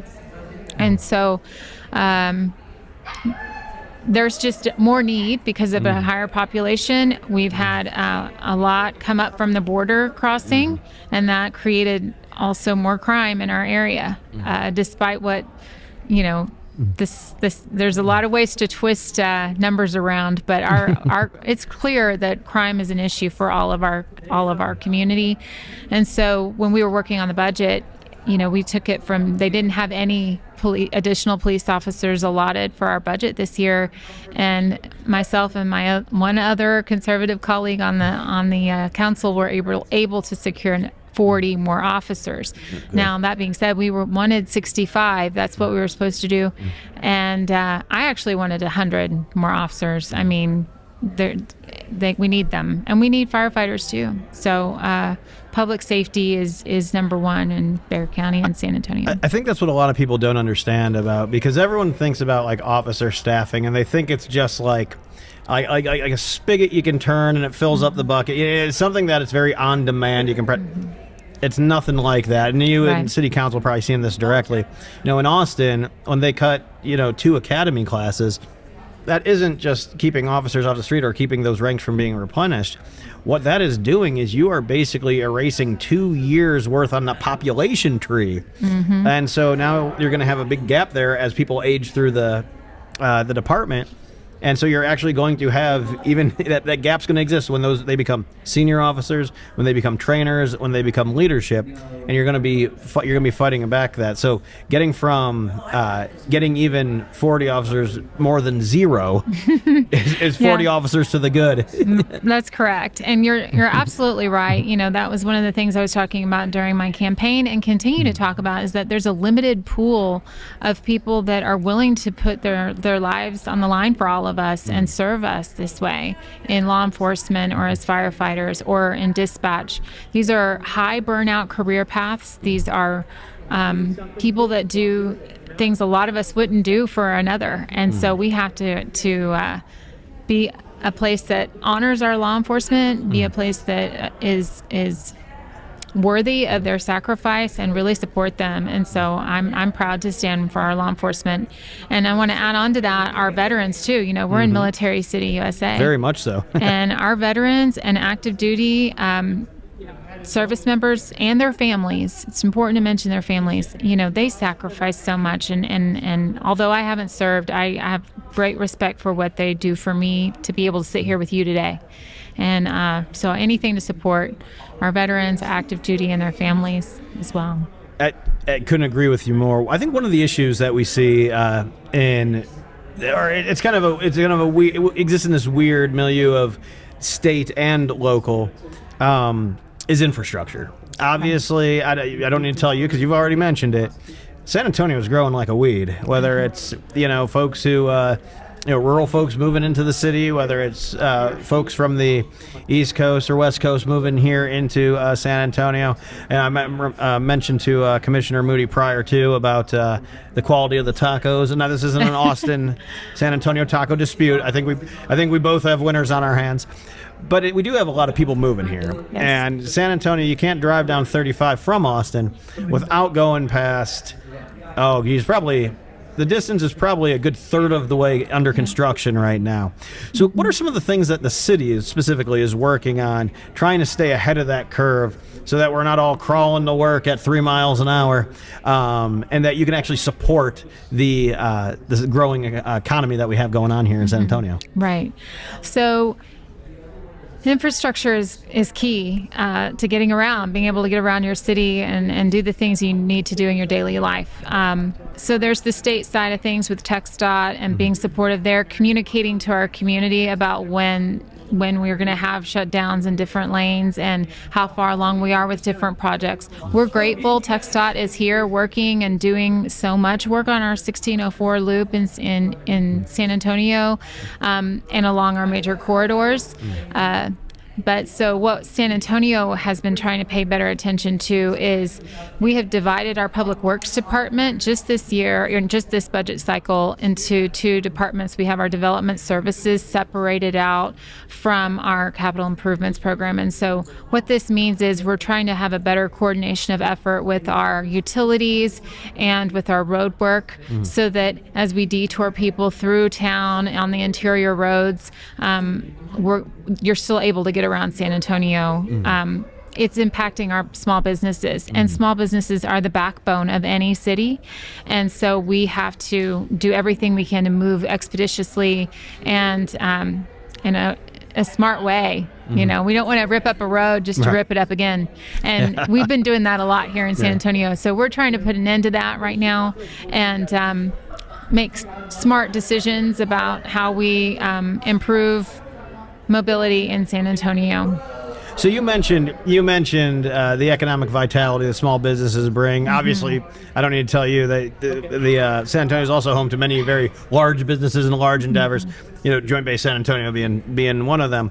But I would like to talk to you a little bit about economic growth more generally, because I want to get from you someone who actually has not only boots on the ground in your new leadership capacity, but also pre-existing in your capacity as a constituent services person in the county office. What is San Antonio doing, good, bad, indifferent, on economic growth? What are the prospects for the future on that? Well, this is, what's been exciting for me is my committee assignments. One of them is I'm on the Economic and Workforce Development Commission for San Antonio, and we are revitalizing our Ready to Work program. And we're focusing a lot on small businesses and incentives that we can provide here in San Antonio. The Ready to Work program, we think we can revitalize that to where it's extremely successful. Choose career paths that our employers are looking for, working closely with our chambers, working closely with small businesses to see what their needs are and making sure that our workforce elevates to meet those needs. And that's been our main focus of shifting things around at Economic and Workforce Development. So I'm really excited about those new efforts that we have. And then, I really want to highlight again that small businesses really are at the big opportunity we have here in San Antonio. There's a lot of things that we can do here that other metroplexes are not able to do, things that we have available to us, and I think it's just seizing those opportunities. We've been talking to a lot of international delegations on different industries that we can bring here to San Antonio. So I met with the Taiwanese delegation about a lot of the cyber innovations that we can do here, and it's looking like we may be working more alongside Israel as well, and Mexico. So there's a lot of good international relations. San Antonio has been designated the cybersecurity hub for Texas. So we're excited to see where we can take that moving forward. So. Well, ma'am, you've been very generous with your time. I really appreciate the time you've given thus far, but unfortunately I can't let you go without asking you a very controversial question. Now, last night, obviously the NBA tipped off, and the Spurs absolutely dismantled the opposition. So I'm going to have to put it on record, and I hate to do this, but how far in the playoffs are the Spurs going this year? Where's Wemby going to take them? Oh, well, we're going to expect him to take us all the way. We're going to get there. We're going to get there. We are on the cusp of greatness here. So. All right, you heard it here first, folks. Thanks again for joining us, and we'll be right back. Pour a glass and join the Sweet Tea series with Ariana Guajardo for real talk about culture, policy, and leadership with heart. Subscribe on YouTube and wherever you listen to podcasts. And welcome back to The Right Idea, where we are live here at the TFRW convention, and we are so excited. We are super excited to have back friend of the pod, Madam President Jill Tate. Thank you for being on The Right Idea with us today. I am so happy to be here. I really am. And not for nothing, the last time you were on the podcast, you were running to be president of TFRW, and I think like literally the next day, you won your election. I did. I was nominated by the nominating committee, and then this morning I was voted on by the entire body, and so this is it. This is officially. It's official now. Okay, it is a whole official thing. Yeah, now. but you cleared the field, so everybody knew what was going on. So thank you so much for spending time. Yeah. You of all people are going to be super busy today and tomorrow or yesterday. So thank you for carving out some time for us. Well, let's just jump right into it. I'm curious to know like how things are going and kind of what are the issues that you were the policy person for TFRW for many years. Yeah. Have any of those policies changed? Or have anything jumped to the top in terms of the issues that you guys are looking at, and quizzing the various candidates around the state about what's important to Texans? Well, I think, of course, we got so much done last session that we're happy with. We're happy with all the energy stuff. Certainly happy with school choice. Want to expand school choice. We started it. Let's see how it goes this next year, and then that way we can go look into it going into the next session and say how can we even make it available to more kids, right? We got to keep continuing working on good energy policy, but then I think next session is really going to be all about property taxes. I mean, property taxes and insurance. Let's face it, we're getting to where we can't afford our insurance anymore. That's right. And especially our younger generation. They can't buy a house and they can't afford the insurance. And so I think those will be some top topics for the next session, and I think those will be things we'll be looking at. And of course, anything that comes up that is crazy that we never thought that we would have to look at, like defining a woman. I don't think we'll have to do that again, but you never know these days what's going to pop up that we'll have to take a stand on, right? Before we expand school choice, we're going to have that first year, right? And so it looks like that the applications are going to start opening up in around February, around that time. And so between now and then, we've got to make sure that the program is being promoted. Is TFRW doing anything to let people know about the program and make sure that people are applying? We're not doing it specifically, but I know I'm personally out kind of letting people know, hey, it's open. It's time to start applying. In schools, you can start applying. And parents, you can start applying. They don't realize that it's time that they can start applying for next year. So we're starting to ramp that up. It's just, the rules just came out from the comptroller, all of that. So it's going to be a new topic to start sharing with all of Texas just here in the next week or so. Yeah. Great. I think one thing that I've been hearing a lot, because we've been doing a lot of these conversations with folks all up and down the political ladder around the state, which, by the way, let me take an aside real quick. What a great conference you got going on here. Thank you. It's funny. We had one of the club presidents on. Camino Real. Yeah, Camino Real. Yeah, Deb Wall, Deb the Wall, yeah. border care project. Absolutely. Yeah, we talked about, and she just talked about how this is like basically more like a family reunion than a conference. You know what I mean? Is. And I echo that sentiment. But Deborah and many other people have brought up the issue of water. Yeah. How's that kind of being received? Because obviously when we see this in the legislature, the individuals have different perspectives on water. Basically mirrors their district. Right. East Texas view on water is a lot different than the West Texas. Yeah. I mean, we need it, and we need more of it. I think we can all agree, but that's about where the agreement ends. How is it being talked about here? Because we've heard the same thing all over the state. Water is a big issue, but what are some of the sides or the factions of that debate as it goes here? I think it's exactly what as you've stated. It depends on where you live in Texas, how you feel about it. Yeah. Our ladies in East Texas are like, don't take my land. And I understand that 100%. But I also understand that my ladies in West Texas are desperate for water. And starting to the DFW area, our ladies didn't understand how critical it is for us to pass this water project, because they had no idea that we were going to be out of water in the DFW area by 2070.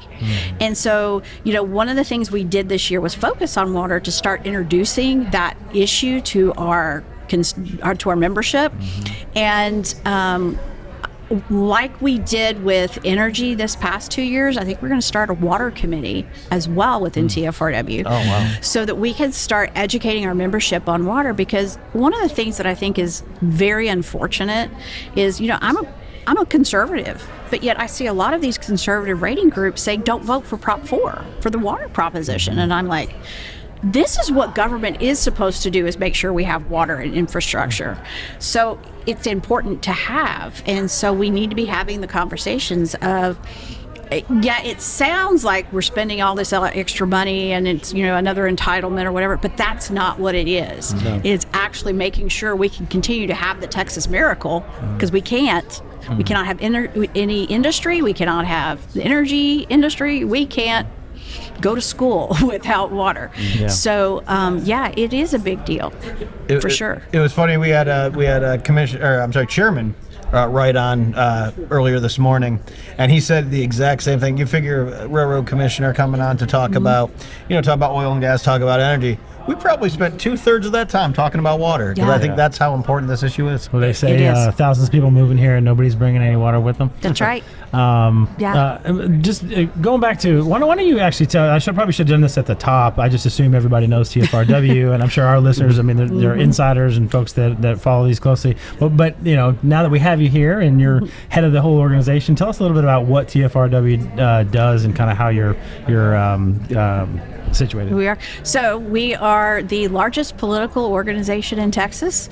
We have over 10,000 members, 160 clubs across the state of Texas. 160, wow. Yeah, and our main objectives are to support Republicans, get Republicans elected, to educate our members on the issues, to elect Republican women, to support Republican women to run, to educate our women on how to run, how to become leaders in their communities, and help support good policy getting passed as well. So those are kind of the main things that TFRW is about. And how often do you have this convention? Every single year, or is it every 2 years in the cycle? Every 2 years, so every other year. So then let's talk about the cycle. You're gearing up. Obviously, there's a primary, and for a lot of races, because it's Texas and we're conservative here. Right. The primary is usually the a lot of focus on that and who wins the primary. However, it looks like for the first time in a long time, the Democrats might actually have a slate of statewides that are formidable, that are actually competitive. It's not just a bunch of also-rans or people you never heard of. You've got people who have won elections before and have votes in the state legislature and have agendas and things like that, and they're bringing it to the front. So you may have a a full slate of actual Democrats. Are you preparing for that? Are you looking at that? Are you preparing differently? Are you worried about certain areas where you may not have had to worry about before, places like South Texas or East Texas or places like that? Like, how are you adjusting to the fact that it looks like they're getting organized? They're going to listen. We always have to be on the offensive. We got to be passing the ball down the field constantly, trying to be sure that we keep our Republicans elected. And that's one of the main objectives of TFRW, is to get a Republican elected. So we're going to continue to, register voters. One of the things we did in the last election is we registered over 190,000 new Republican voters throughout the state of Texas, but a lot of them were in South Texas, because South Texas is realizing they're really Republicans. So I think even though they're going to have what seems like not so crazy Democrats running this next session, I think people are realizing they're a Republican, and I think we're still going to blow them out of the water. Well, certainly a lot of those social issues, they've voted Democrat their whole lives, but some of those social issues have come into the forefront, and they're like, wait a minute, we're not for men and women's sports, we're not for this trans agenda, we're not for a lot of the things they're voting for. And listen, a perfect example of that is my mother-in-law. God love her. She lives in Maryland, so she's at least not a Texas voter, right? But she has been a Democrat her whole life, and she can't believe that her son has turned Republican, and has always been a Republican. I don't ever know a time in his life where he wasn't a Republican. I think about being a Democrat, maybe that definition might have changed. But she said on her last visit here just 6 weeks ago, she goes, "I am no longer a Democrat."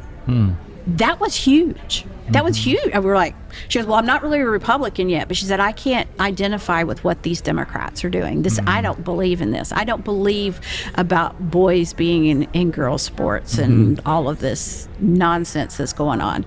So people are waking up. Yeah. Yeah. And what are you hearing as you're walking around here and talking to folks? What are the, is any, you said it was property tax. That's, we asked that question too in all our polling. That's, really bubbling up. Well, what about more at the local level? Is it, are you hearing any issues with, governance issues or infrastructure, or, you said energy is a big concern of you guys, but is there anything at the local level that's, bubbling up that you guys are focused on? Appraisals.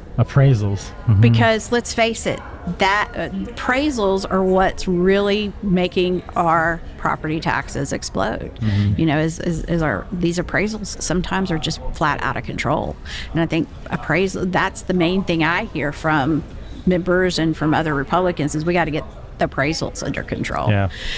So on the local level, I think there's that, but people are figuring out that it's the local level that's where their property taxes are going up.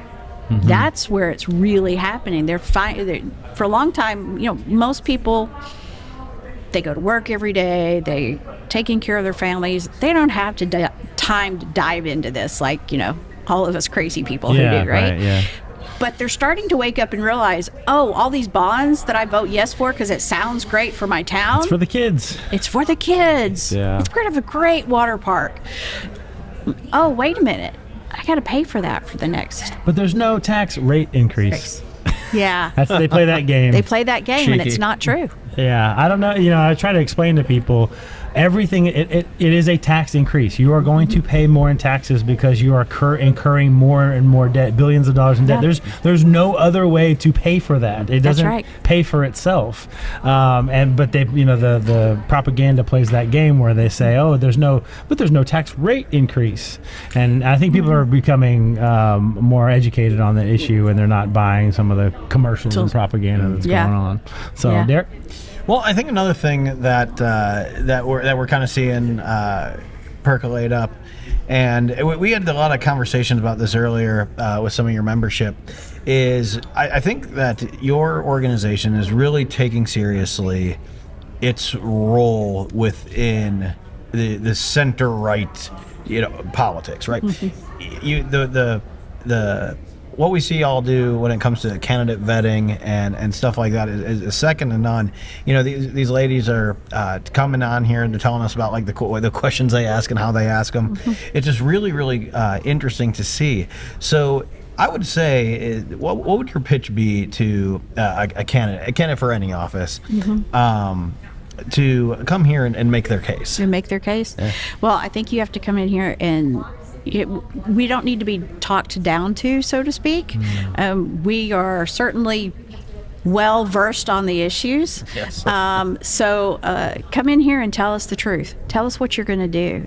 Tell us how you're going to do it, and get into the details. Because you can tell us at this high level, oh, I'm going to cut property taxes. Well, that sounds great, but you can't just get rid of property taxes overnight, and we know that. So tell me how it is that you think we can get rid of it. Get into those nitty-gritty details.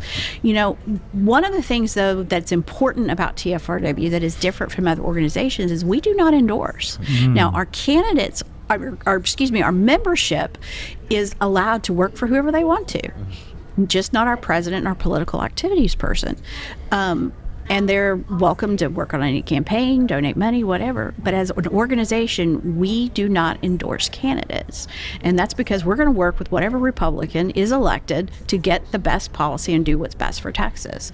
But if you're a candidate and you're coming in here to tell us why we should vote for you, get into the nitty-gritty. Tell us how. Don't just give us that high-level information. Give us the full information. How do you split your time between state and federal? I'm very bearish on the federal government. I've worked there. That's a fair point. Yeah, I've worked there for almost 2 decades up there, and just have seen it completely break down. And I love the guys like Chip Roy who went up there to try to make a difference. But even he's coming back to the state now. He's running for statewide office back here, and I just don't know. We had Congressman Moran on, and he's fantastic. But I just worry that there's nothing. You can't really do much up there. And so, like, how much do y'all look at that and say, well, maybe we should focus more of our time back here in Texas? That's it. I think that's extremely true. I think we have to continue to focus on Texas. There's no other Texas to move to. So we got to make sure that Texas stays Texas. Yeah. It's interesting you should mention that because Craig Goldman was speaking to one of our clubs in the last few weeks, and I was there, and he was talking about how in Texas, in the legislature, you have to work with the Democrats. You got to get to 100 on some bills. So you got to get together. You got to sponsor each other's bills. You got to come together. You're on the floor together working. And he said when he got to D.C., it was a completely different animal because you're not even in the same room with the Democrats on a regular basis. And you kind of just come in and vote. You're not ever there all together. You might be on committee, but then you still don't even talk to each other. So he said, it's no wonder nothing's happening in D.C. because there is no cooperation. Right. So, I think for us, for TFRW, yes, our federal elections are important, and we absolutely would support our good candidates and our senators we want them to get to Washington and try to fight the good fight. But for us, keeping Texas, it's the most important part because there's no place else to go. So we got to keep it. I've got all these different issues. I don't want to bogart the time if you've got some other ones, but I was going to ask about election integrity, but so hold off on that one. I'll ask the one next, but you go for it. How you do that? Derek has a question about it. Yeah, go for it. Well, so you mentioned earlier school choice and advancing school choice. We had a lot of conversations here today and yesterday that focused on education, but not so much on school choice. I think there's also a lot of people that are like still kind of reveling in the celebration of that. Yeah, sure. But more importantly, I think they're kind of looking at what's the next thing in education. And we've heard great ideas all across the board, from how we're doing accreditation to how we're doing how we're teaching the teachers. What would you say are some of the ideas here in the education space specifically that are bubbling up to the surface? Well, certainly a lot of them our legislature has already started to address. We've constantly been doing that. We need to be doing that, which is getting rid of all the DEI nonsense and the that sort of thing. But I really think one of the things that I continuously hear, not just from our membership but from parents, being a mom with kid in school, is our teachers need to be taught more. Like their education in college is still, I think, 20 and 30 years behind. Yeah. And they're getting taught things to teach our kids that's wrong. And they're not getting the proper education for the amount of kids that have a neurodivergent. They don't know how to handle that 1 in 5 in their classroom. Yeah. So I think that's an avenue that we need to be looking at as a whole within our, college level, teaching our teachers. We need to get the computers and the technology out of the classroom. And I don't know of one person you will talk to at this convention that will say, I love the fact that my kid is on a computer all day. Yeah. I remember when my son went to kindergarten, totally and their agree. district went to one-to-one devices, and he was handed an iPad in kindergarten, and he's ADHD, and his pediatrician said, I don't understand why the district is doing this. This is the worst thing in the world they can do for our kids. Yeah. And as it turned out, it was because then we never had homework coming home. There was never a book coming home. There was never a paper coming home. So when we get to COVID and he's in the 5th grade, I figure out he can't read and write. So, and then the school district's response to us is, well, he's got speech to text technology. Well, That's not a an good answer. That's not the answer. And so we are seeing a lot of kids who cannot write. They're so addicted to these stupid devices because they're on it all day at school. And then they come home, they're on it again. We've got to get back to books and paper and pencil. That's broadly speaking, we talk about, and Mandy Drogan, who I know you know is our faithful colleague, she talks a lot about, we've addressed sort of the demand side of when it comes to school choice and making parents, in control and demanding, certain things from their school districts. We now need to address the supply side, which is, as Derek said, the teaching the teachers and what they're bringing into the classroom, but also issues like this as well is what are we actually getting whenever we send our kids to school for 40 hours a week? Right. I mean, they're what are they doing all day? Everything's just on the computer. Yeah. They don't know how to use a library or the Dewey Decimal System. I mean, I know it's the Dewey Decimal System, but I mean, seriously, they don't know how to go find something in a book anymore. And then sometimes you can find some pretty awful things in libraries. That's another thing, right? Another huge issue. That's a whole nother issue because we think we get that cleaned up, and then we go find, there's more out there, right? I was going to say, you mentioned the higher ed and the DEI, and it's like you think the legislature's done it, and it's like playing whack-a-mole, and then all of a sudden you get this stuff popping up at Texas A&M, and they lost some senior high-ranking officials, including their president. You've seen this happen at other schools with some of these viral videos that are going around. You're like, how is this still happening in fall of 2025 when Texas has been addressing this for at least 2 sessions now and trying to get this stuff out of there? Yeah, absolutely. And I know one of the things that I find frustrating, that what I see districts trying to do everything to get around the law. Because I always think it would be so much easier if you just followed what you're supposed to do instead of trying to figure out how to get out of it so you don't have to pay for it. Let's just do what we've asked you to do, right? Yeah. And I don't understand that at all. And especially at that K through 12 level, because as you've seen, I don't know. Well, and I was going to mention, not just in our higher universities, but now this new controversy has popped up at the Alamo. That even in the Alamo, they're doing Indigenous Peoples Day and tweets, and that whole controversy that happened, and now the lieutenant governor has stepped in and said, this person who's the executive director of the Alamo has all these awful things that they've written and saying that parents shouldn't be telling teachers what to teach, and it's like, no, that's in K through 12. It is absolutely the purview of the state legislature to tell the teachers what to teach and what the curriculum should be. Like, you've got this completely backwards, right? Yeah. And that's what I say was the gift of 2020 was in having in COVID period was we got a window into what was happening in school. Right? I mean, I think I would have a sophomore in high school right now that still couldn't read and write had we not had COVID. Yeah. And I could see, oh my gosh, you can't read and write. And that's the sad part is what has happened over the years to education and what our kids have been indoctrinated with, and now we got to try to back out of it. But the gift of COVID was we found out, and now we can fix it. as we like to say, there were no silver linings, but if there was any kind of positive take, it was that parents started to figure out exactly what was happening. Yeah. It's a social consciousness awakening, you know. Yeah. For sure. Well, so are you becoming president of TFRW at a tumultuous time in Texas at just the right time to address some of these issues? Just the right time. So I officially take office January 1, but we'll start planning here. We'll have our new executive officer retreat here in the next couple of weeks. We're going to start planning out our next 2 years and what we're going to do.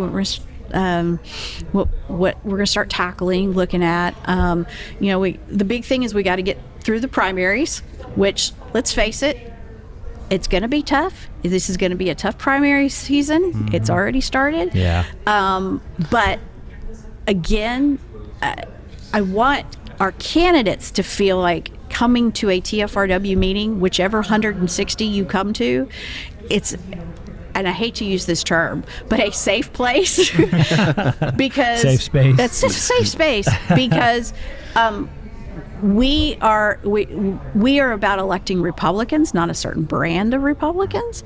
We are about getting good leadership in there, and so you're not going to walk in and we're going to call you names and be ugly. You're going to come in there and be treated with respect and dignity and really be able to get your point across. If I can actually underline that, you said you have 162? 160 clubs right now. 160? In that case, I've probably spoken at least an eighth of them, if not more. And let me tell you, I have never had an incident where they have had, candidates, even opposing candidates, come there and treated with anything other than respect. It's kind of I was kind of wishing there was a little fireworks so they would make the speaker a little more appealing. But no, it's always been a really great program. Feel free to capitalize on Derek's time. If you want to invite him to other, to all 160 in a year. Are you going to get around? Is there a Port Aransas? I'm trying to think of the fishing calendar. There is. And we got one in Nueces County. Is there a South Padre? Yeah, I'm on we've got I think it was Starr County area. Yeah, we've got. Are you going to try? Do you try and get around to all 160 in the calendar year? I do want to. I did a lot with being the VP of legislation. I tried to go to as many clubs as they would wanted me to come to, as they invited me to. But that is the best part of being on the executive committee of TFRW is getting out there and being with the membership. Where are you looking to? Is there a place you haven't visited in Texas that you're looking to get out to? The Panhandle. The Panhandle. Wow, I have not been to the Panhandle yet. All right. I've been as far north as Lubbock. I got to go do the Lubbock club, but I want to get a little farther north. Amarillo's nice. Heck, I want to get to El Paso. My gosh, we need to explain to those people out in El Paso that they're actually Republicans. Surely they're sick of being overrun out there, right? Yeah. So go ahead. No, I was going to say certainly there's a lot of stuff we need to explain to El Paso, but you haven't technically taken office yet, but just in the time, is there anything about the job that you weren't expecting? That's part of your duties that you're looking forward to, or that you're going to have to adjust to? Yeah. Let's face it. It's hurting 10,000 cats, right? I mean, so you do have lots of opinions and lots of, there might be a bylaw challenge here or there that you got to deal with. I don't want to do that. And very well informed opinions, which probably are a little more grounded than. Somebody actually asked. Somebody asked me a very detailed bylaw question earlier today, and I kind of got that deer in the headlights look when. I got to look into that one. I'm not sure about it. Those they circle back. Yeah, Jen Psaki used to say, we'll circle back on that. Put a pin in that. We're gonna circle back to it. There's good just those kind of few uncomfortable things that occasionally you do have to deal with. I don't want to do that, but there's way more good stuff, right? There's way more getting to get out, meet new people, trying to engage new ladies across the state, and we want to open up more clubs. We want to get more members. We've got rural parts of Texas we don't have clubs in yet. We want to get club started there. You know, it's grow and expand. We got to keep growing. Do you have, Trump won't be on the ballot in 2028. I know you're focused on 2026, and we'll get past that or whatever. But it's always fun to kind of prognosticate, because in addition to this becoming, Texas's silly season getting into politics, I mean, we're starting to get ramped up in terms of, who's going to run for president in 2028. Do you? I mean, if you had to pick, what do you think the likely odds are, both for the Republican and the Democrat side, potentially for 2028's presidential nom? I don't think it will be DeSantis. I know I hear a lot of people say DeSantis. I think it's Rubio. No J.D. Vance? But I think Rubio might give him a run for his money. He's had a hell of a couple months. He's had a good run. I have been invited as some Republican leadership to go to Israel in 2 weeks. Wow. Okay. And my husband was a little concerned about me going, as you might imagine. Some stuff going on over there. A few things. But I'm like, this is a once-in-a-lifetime trip. I'm doing it. I'm going.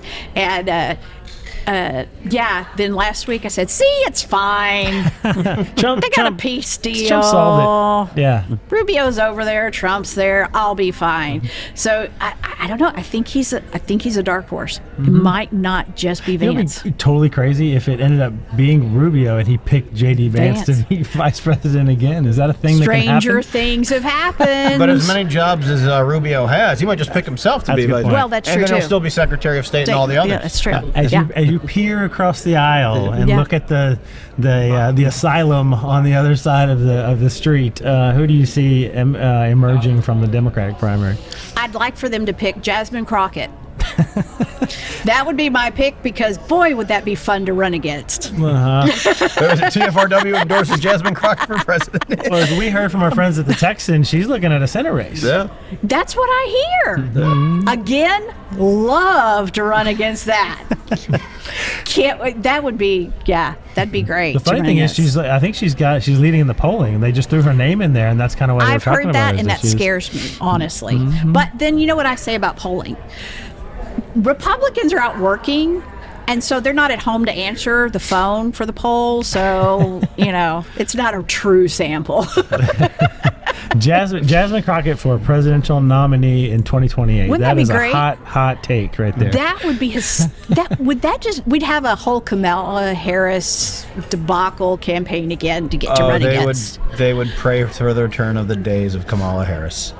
Wouldn't they, though? It'd be like, remember when we had good candidates like Kamala Harris? Yeah. Wouldn't it be great? If they could put up an AOC or Jasmine, we'd lock it up again. No big deal. Well, Bernie's, is going to run every year until he can't. I suppose it'll be kind of that. But I'm interested to see, because there's always talk of like a Pete Buttigieg or like some Democrat governor somewhere. Non-crazy. Yeah, which was supposed to be Biden. Supposed to be. Yeah. But I don't think we're done with Gavin Newsom for any stretch of the imagination. Actually, nobody mentioned. And he's on that rehab tour I should say rehab image. Makeover tour. Yeah. We'll say. Yeah. Well, cool. Well, you have been very gracious with your time. We could sit here and chat politics all day, but if folks out there want to get involved, and maybe they don't have a club in their area, what's a good way to get in touch with you? You can find us on tfrw.org, and you can get a hold of. We got lots of email addresses on there. Any of our membership, our VP membership, our president, any of us, give us an email, give us a shout, and we'll help you start a club. And if you're looking for a club, there is actually a tab that says become a member, and you can find a club in your area. Excellent. All right. Well, thank you so much for being on, and thank you for hosting us. This has been awesome. We've had so much fun with everybody coming by and waving and saying hi. And I'm so glad. Yeah, it's been really fun to walk around, and like she said earlier, like Deborah said earlier, it's been kind of a family reunion and seeing some old friends and getting back together. That's the great thing about this convention that's fun to look forward to is it's positive. We're very positive. We run a positive organization. We love everybody. I say we love everybody, but we all are. We're so genuinely glad to see each other. We're genuinely glad to share. We all share the same vision and goals and common values, and so it's a great time for us to get together and we get to share new ideas, and so it's a wonderful time every 2 years, and just a fun, positive time. Thank you for being on. Thank you for having us. And maybe we'll revisit with you maybe after the primaries next year in summertime, see how things are looking. Love to. Awesome. All right. We'll see you then. All right, great. Watch Taxpayer Empowerment with Jose Melendez tackling the biggest issues facing Texans. It's your money, your government, and your voice. Welcome back. I am now joined by, from Senate District 24, State Senator Pete Flores. Senator Flores, thank you so much for taking time. Just want to really just kind of dive in with you so I don't waste too much of your time. Tell us a little bit about how you got into the Senate. Yeah, well, public service has been something that's been in my blood of my family for a long time. My father was career Air Force, so starting with his example, he got involved in local politics. And campaign manager for some successful campaigns in the early days in Laredo, Texas, so County Commissioner Precinct 3, where they won his independence against the local Democrat Party, which was the old party back in those days. And then, of course, Mayor Aldo Tatangelo, when he outsider who became the mayor, and served 2 terms. So that was how, in the political part. I served as a Texas game warden for 27 years. Got the honor and privilege to serve as Colonel Game Warden, which leads the operation statewide. So I did 4 sessions. You have to interact with the legislature, have relationships in the House and the Senate with the governor, lieutenant governor, the speaker, agencies. So during that time, I got to have relationships with them at the time, and both chambers and members of both parties. Since it's Colonel is not a political, but you still deal with the political elements. So I knew how that worked. I knew how to go get a budget.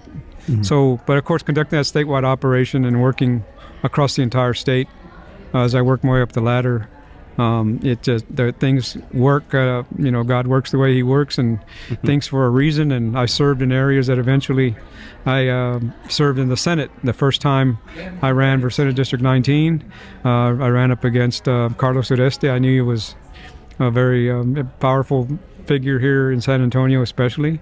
That pretty much almost impossible, but I'd rather be a Texacan than a Texacan, so I gave it a go.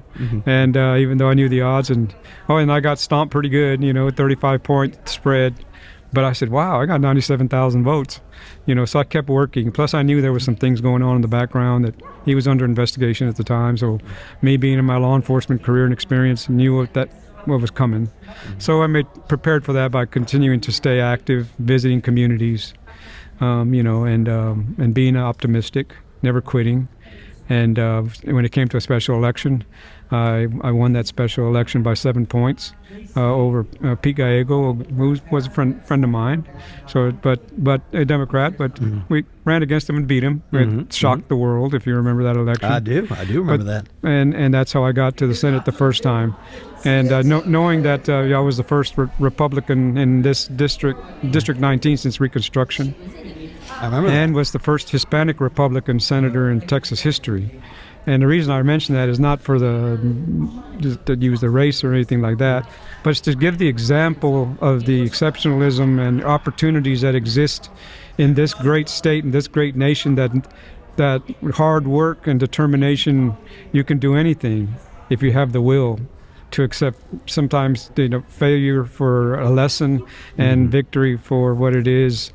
And then do what you say you're going to do. So that's the reason I bring that up, is because for those who say, well, there's never been one, well, there is. Now there's Adam Hinojosa. So we broke the glass. It just shows that there's this land of opportunity, a party of opportunity, and so. And I lost it in the presidential by 3 points. There was a libertarian in the race, took 4 points and a dead hit. So you know what? But it still worked out.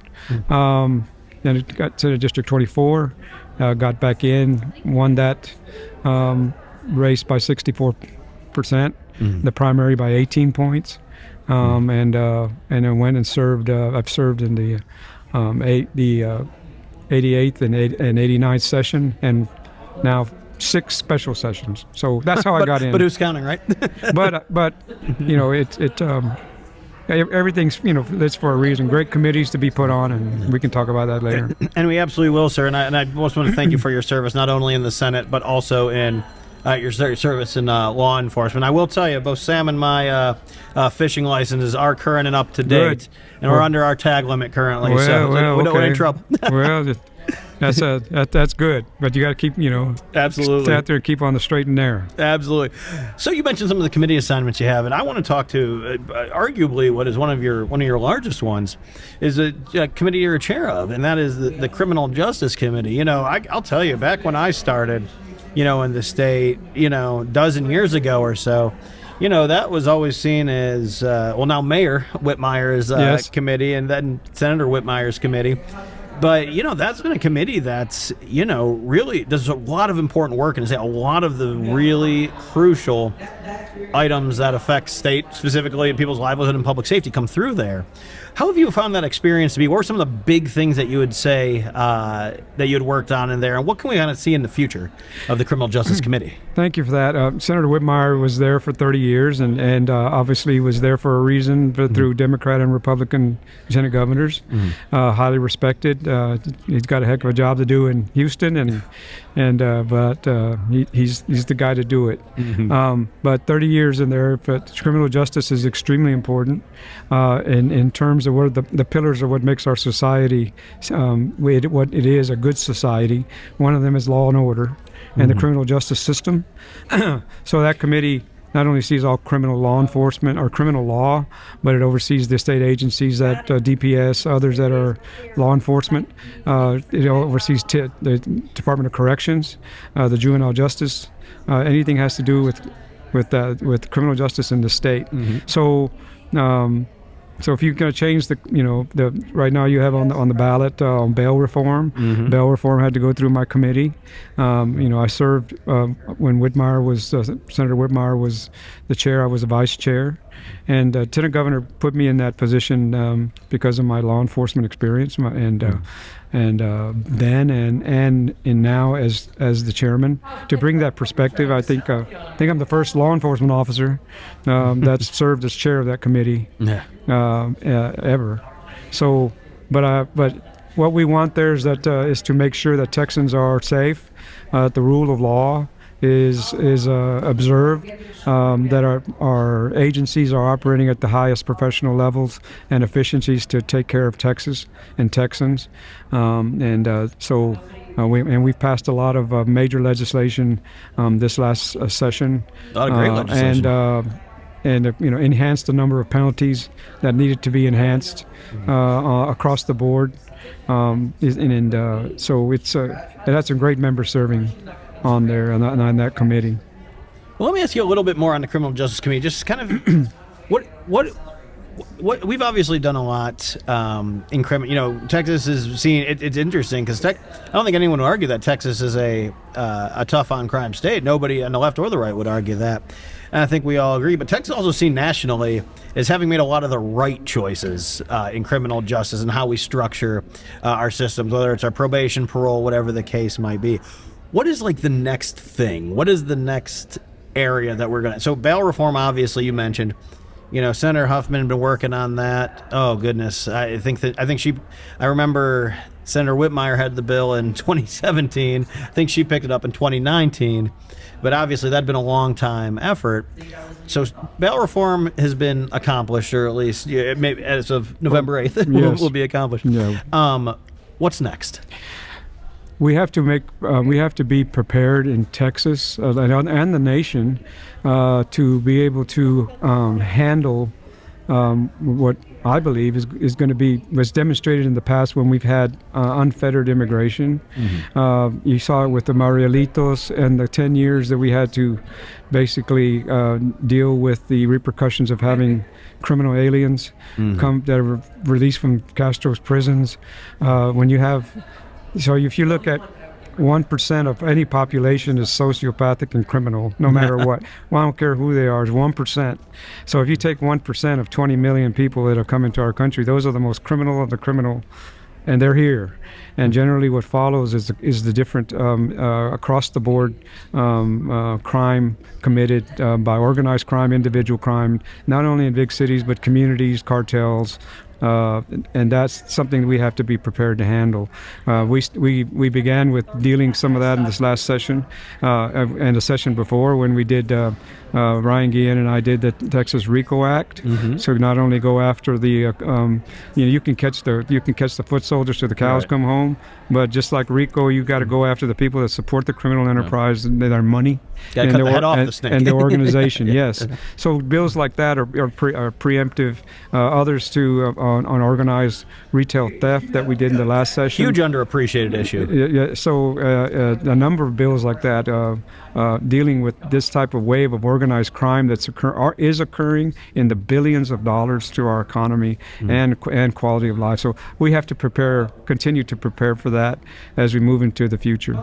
Well, that's definitely, as we were discussing before, that is definitely a meat and potatoes issue because people feel that most acutely in their pocketbooks.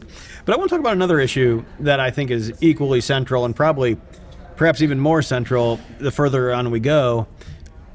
And there has been efforts in this area, but I really want to talk to you about, because I know it's very important for the areas covered by your district, is water policy. Absolutely. And we had some discussion on that this year. Obviously, Chairs Harris and Perry made a lot of effort in that particular space. But, this is a long-term problem. And I think the stat I heard was we have 1,100 people moving here every day. None of them are bringing water with them. That's correct. And so what are some of the ideas that we're exploring there? What is it that the boxes we've checked? And I'd say, what do we still need yet to do? Well, I just finished speaking just before I came here to the water conference, and so this is an issue we've been front and center on. So Senator Perry has been Chairman Perry has been a visionary and a leader in this area, and it's. But then again, like I said earlier in the day today. Whether those who I'm addressing today, whether you're a Democrat or whether you're a Republican, it doesn't matter. This is an issue of life and death. Yes, it absolutely Period. is. That's what it is. And as you said, 1,100, 1,400 people a day moving here, not bringing their own water. Industry moving here, housing being built, just people moving here left and right. And everything is dependent on water. So our infrastructure is old. And so, but that's in the billions and billions of dollars that we have to invest at.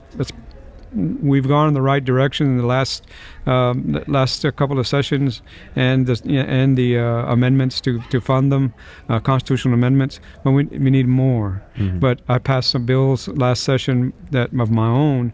One of them was the Central Texas Water Alliance, where all the local governments, big and small, pooling their resources together to be able to address water issues as a group.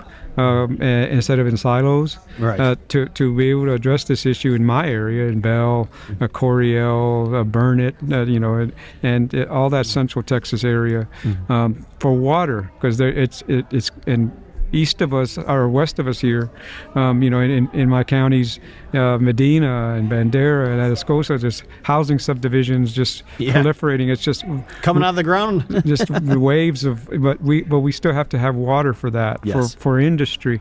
And so, repurposing water. I passed another bill for the repurposing of water, and in the Edwards Aquifer, and also in other areas like Temple, where you're using water that you're treating, and you can, once it's well treated and well cleaned and past TCQ regs, vigorous regs, you can put back into the aquifer instead of looking at strategies like that. And not only doing well with the water that we do capture, but water that we're not capturing and that we're just wasting, and of course practices. But we also have to look at to repurposing the water, the oceans of water we have under our state that but for money and technology, but primarily money. They're not. It's not being repurposed. But then again, at what point, when you don't have any water in your house to drink, or flush the toilets, or take a bath, are you willing to pay that extra money to get that water? I think so. So would you rather pay a little bit or a lot later? But it's not a matter of if, it's a matter of when. It's already here and it's coming.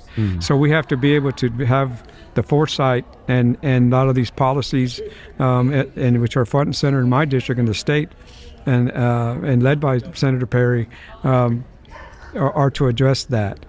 We have the desalinization, not only of what's underneath our feet, but it's out in the Gulf of Mexico. But then again, what's the reason why we haven't adopted, like Israel or other countries? It's because of money. But at some point, massive power requirements as well, which is a whole nother thing. Which is another issue. But then again, we have to think that what we can do. Like I said, Texicans and not Texicans, and what we can do and what we must do. So not only what we may do, but this is about what we got to do. So I think a lot of that will be front and center in the next session. I can't support what you said anymore, because I think you hit the nail right on the head, sir. In fact, here we are at TFRW, the Texas Federation of Republican Women. I was up speaking to, I believe it was the Midland Republican Women's Group. This was in April, I believe. Just 2 weeks before, they have 2 lines that go into Midland, 2 water lines. One was down, and then the other had an incident that made it severely restrict capacity. And they had a point where some people were turning on the spigot and something wasn't coming out. And I think that really gave a lot of people quite the fright, because that is, like you said, is a matter of life, not a Democrat or Republican thing. It's a matter of life and death. Absolutely, it is. And so I think that's really starting to coalesce in people's mind. But the more we work together, the more agencies and groups work, or not working in silos. When you have major projects, when you have like the Central Texas Alliance that we just created, when you have a number of them working together, you have a number of them working on $1 billion project instead of a number of them working each on their own $1 billion project. Yes. Well, going after the same resource. Exactly, and maybe even cross purposes. So that, and you look at a strategy, the reclaiming, the recycled water, the seawater, all the other strategies that are in there. If you do it together and use, not only look at our technology today, it changes daily. But then again, you can look into the past, and most people don't know that the Minoan civilization back before even the Greeks had flushing toilets. Really? They did. You research, you can Google it, check it out. Their technology in plumbing and water was sophisticated, that didn't catch up until way later on, until after Benjamin Franklin and such. Not even then. But look at what worked. Look at what apply existing technology, and you got to do what you got to do, not what you. This is not a choice. This is a must do. And for the miracle of Texas to continue, water is the number one issue, not only for life and death, but for the quality of life and for the success of our state. And I want to kind of build off that, because obviously, again, what I think is clarifying the water issue is, again, just kind of the strain that the existing aquifers or reservoirs or even the Gulf resources are coming under currently. Let's transition that into talking about infrastructure. Infrastructure is obviously something that Texas is always keeping. I'm not sure how you came in today. I had to come down 35 today, and I think a good 30% of that is under construction between here and Austin. So Texas is obviously growing, trying to stay ahead of that growth. What are some of the things that we need to look at in terms of developing infrastructure that we might not be doing right now, or that we should probably double down on? Well, I think that on infrastructure, I-35 has been worked on since I was a kid, and I'm old. The State Flower being the traffic barrel. It is. Whoever has that contract is filthy rich. But when you talk about infrastructure projects in roads, in highways, those are planned, 10 years in advance, 5-10 years in advance, those projects. So it's not like they just thought about it last week and started. And so, but then again, and you're looking at the demographics involved, sometimes they're not as much, and sometimes they increase exponentially. Look at in my district, you have 281 is one of the main corridors, and 281 has to be expanded. It's just not, but some of the small towns that I represent, well, having it expand, and bypass downtown or whatever, it's an issue. But then again, what's the long-term issue? Are your great grandchildren going to praise you or curse you for the decisions you make today, and in my term, for the votes I take today? So sometimes, when it comes to infrastructure, we have to think about right down the road 10 years or more. Minimum 10 years, and plan for it and finance that appropriately. But if we're just doing cookie cutting type of infrastructure, especially when it deals with water infrastructure, which is old already, needs to be replaced now, most of it. Yeah. And so we have to think about how much are we losing. And Senator Perry has brought this up numerous times. How much of our water resources that we have that we're counting at that we already have is actually being lost by our infrastructure, which is inadequate and old, and it's an extremely high percentage. And I don't know, couldn't tell you right off the hand the exact percentage, but roughly 35% or 40% is lost. Wow.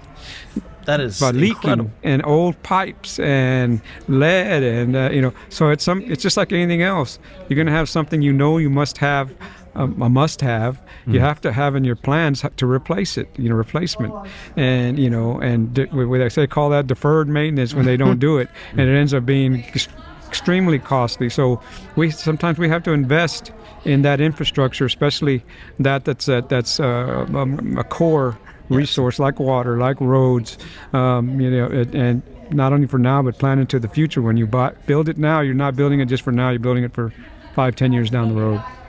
Minimum. Sir, I really appreciate that. Appreciate your service. I hope I answered your question. Oh, you answered it very well, sir. I'm really just glad to have you on this show, and hope we can have you back sometime soon. Thank you for having me. Thank you, and we'll be right back. From coastal progressive to Texas conservative, Sherry Sylvester cuts through the spin on politics, policy, and culture. Watch on YouTube or wherever you get your podcasts.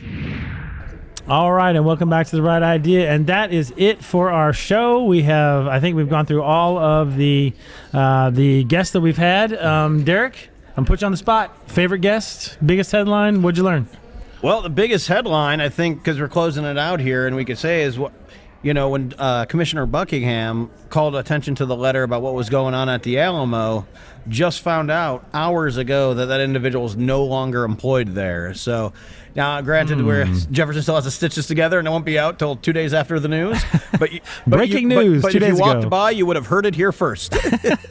Well, that's good. We did talk a little bit about that with I believe Jill Tate as well. Yes. About the DEI that just pervades all of our institutions, particularly higher ed, but even within government. And it's just insane that something like that would happen at the Alamo of all places. The place so centrally symbolic to what it means to be a Texan. Love talking to Jill. I mean, I definitely prepare for interviews as much as I can, but honestly, you could just sit there and have a conversation with her about Texas politics and what she's got going and this fabulous organization that they have that's just growing and growing. We had so many good guests at TFRW, so fantastic there, and really big gets. I mean, that's pretty exciting that you talked to. I wasn't here for that interview, but I'm interested to go back and watch the interview with Commissioner Jim Wright, particularly because water is such a big issue, and y'all ended up talking about that for 2/3 of your time instead of energy. Talked about that more than we talked about energy, yeah. Yeah, which is great. So looking forward to that as well, and always good to have our friends from the Texan on. Oh yeah. And ribbing Brad Johnson for a 5th or 6th time is always a good time. He has to remember where he came from.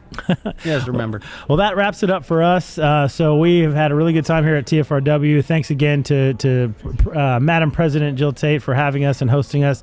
Thanks for spending your time and traveling down here from Austin to San Antonio to get this done. Thank you, Jefferson, our intrepid producer, for setting all this up. You can't see everything that he set up, but it is quite the setup down here for our portable podcast to make this happen. And don't forget to send a shout out to Sam Pohl as well for just getting back to back to back to back knockout interviews set up for here. Yes, thank you, Sam, for everything you do for our engagement team and keeping those strong relationships with the grassroots, because it's really critical for us at TPPF to know what's going on in the grassroots as well as what's going on in the Pink Building. So Sam does a great job there. So, and thank you, dear listener and dear viewer, for being with us and watching all of our interviews. And so we will. This is we haven't mentioned it yet, but this is our 100th episode. What a way to do it! So, what do you get me? It's in the mail. It's 100 episodes, I believe, is the diamond anniversary. Yikes. So, there's a lot of rhinostones around here. Yeah. Maybe there's I hear opalites in the news. A flashy, right. There's a flashy shirt or something with a pachyderm on it that maybe I can, maybe a hat like with a bunch of rhinestones. The nice sequined one over there will be just fine. If I buy the hat, the red, white, and blue sequined hat, if I buy it, you have to wear it on the next show. I'll tell you, you know what? As long as it doesn't clash with my other sequined material, that's fine. That's fine. And with that nauseating image in your brain, thank you all for listening. Thank you all for watching. We'll see you next time. And in honor of our dear friend Sam Houston, do good and risk the consequences. We'll see you next time.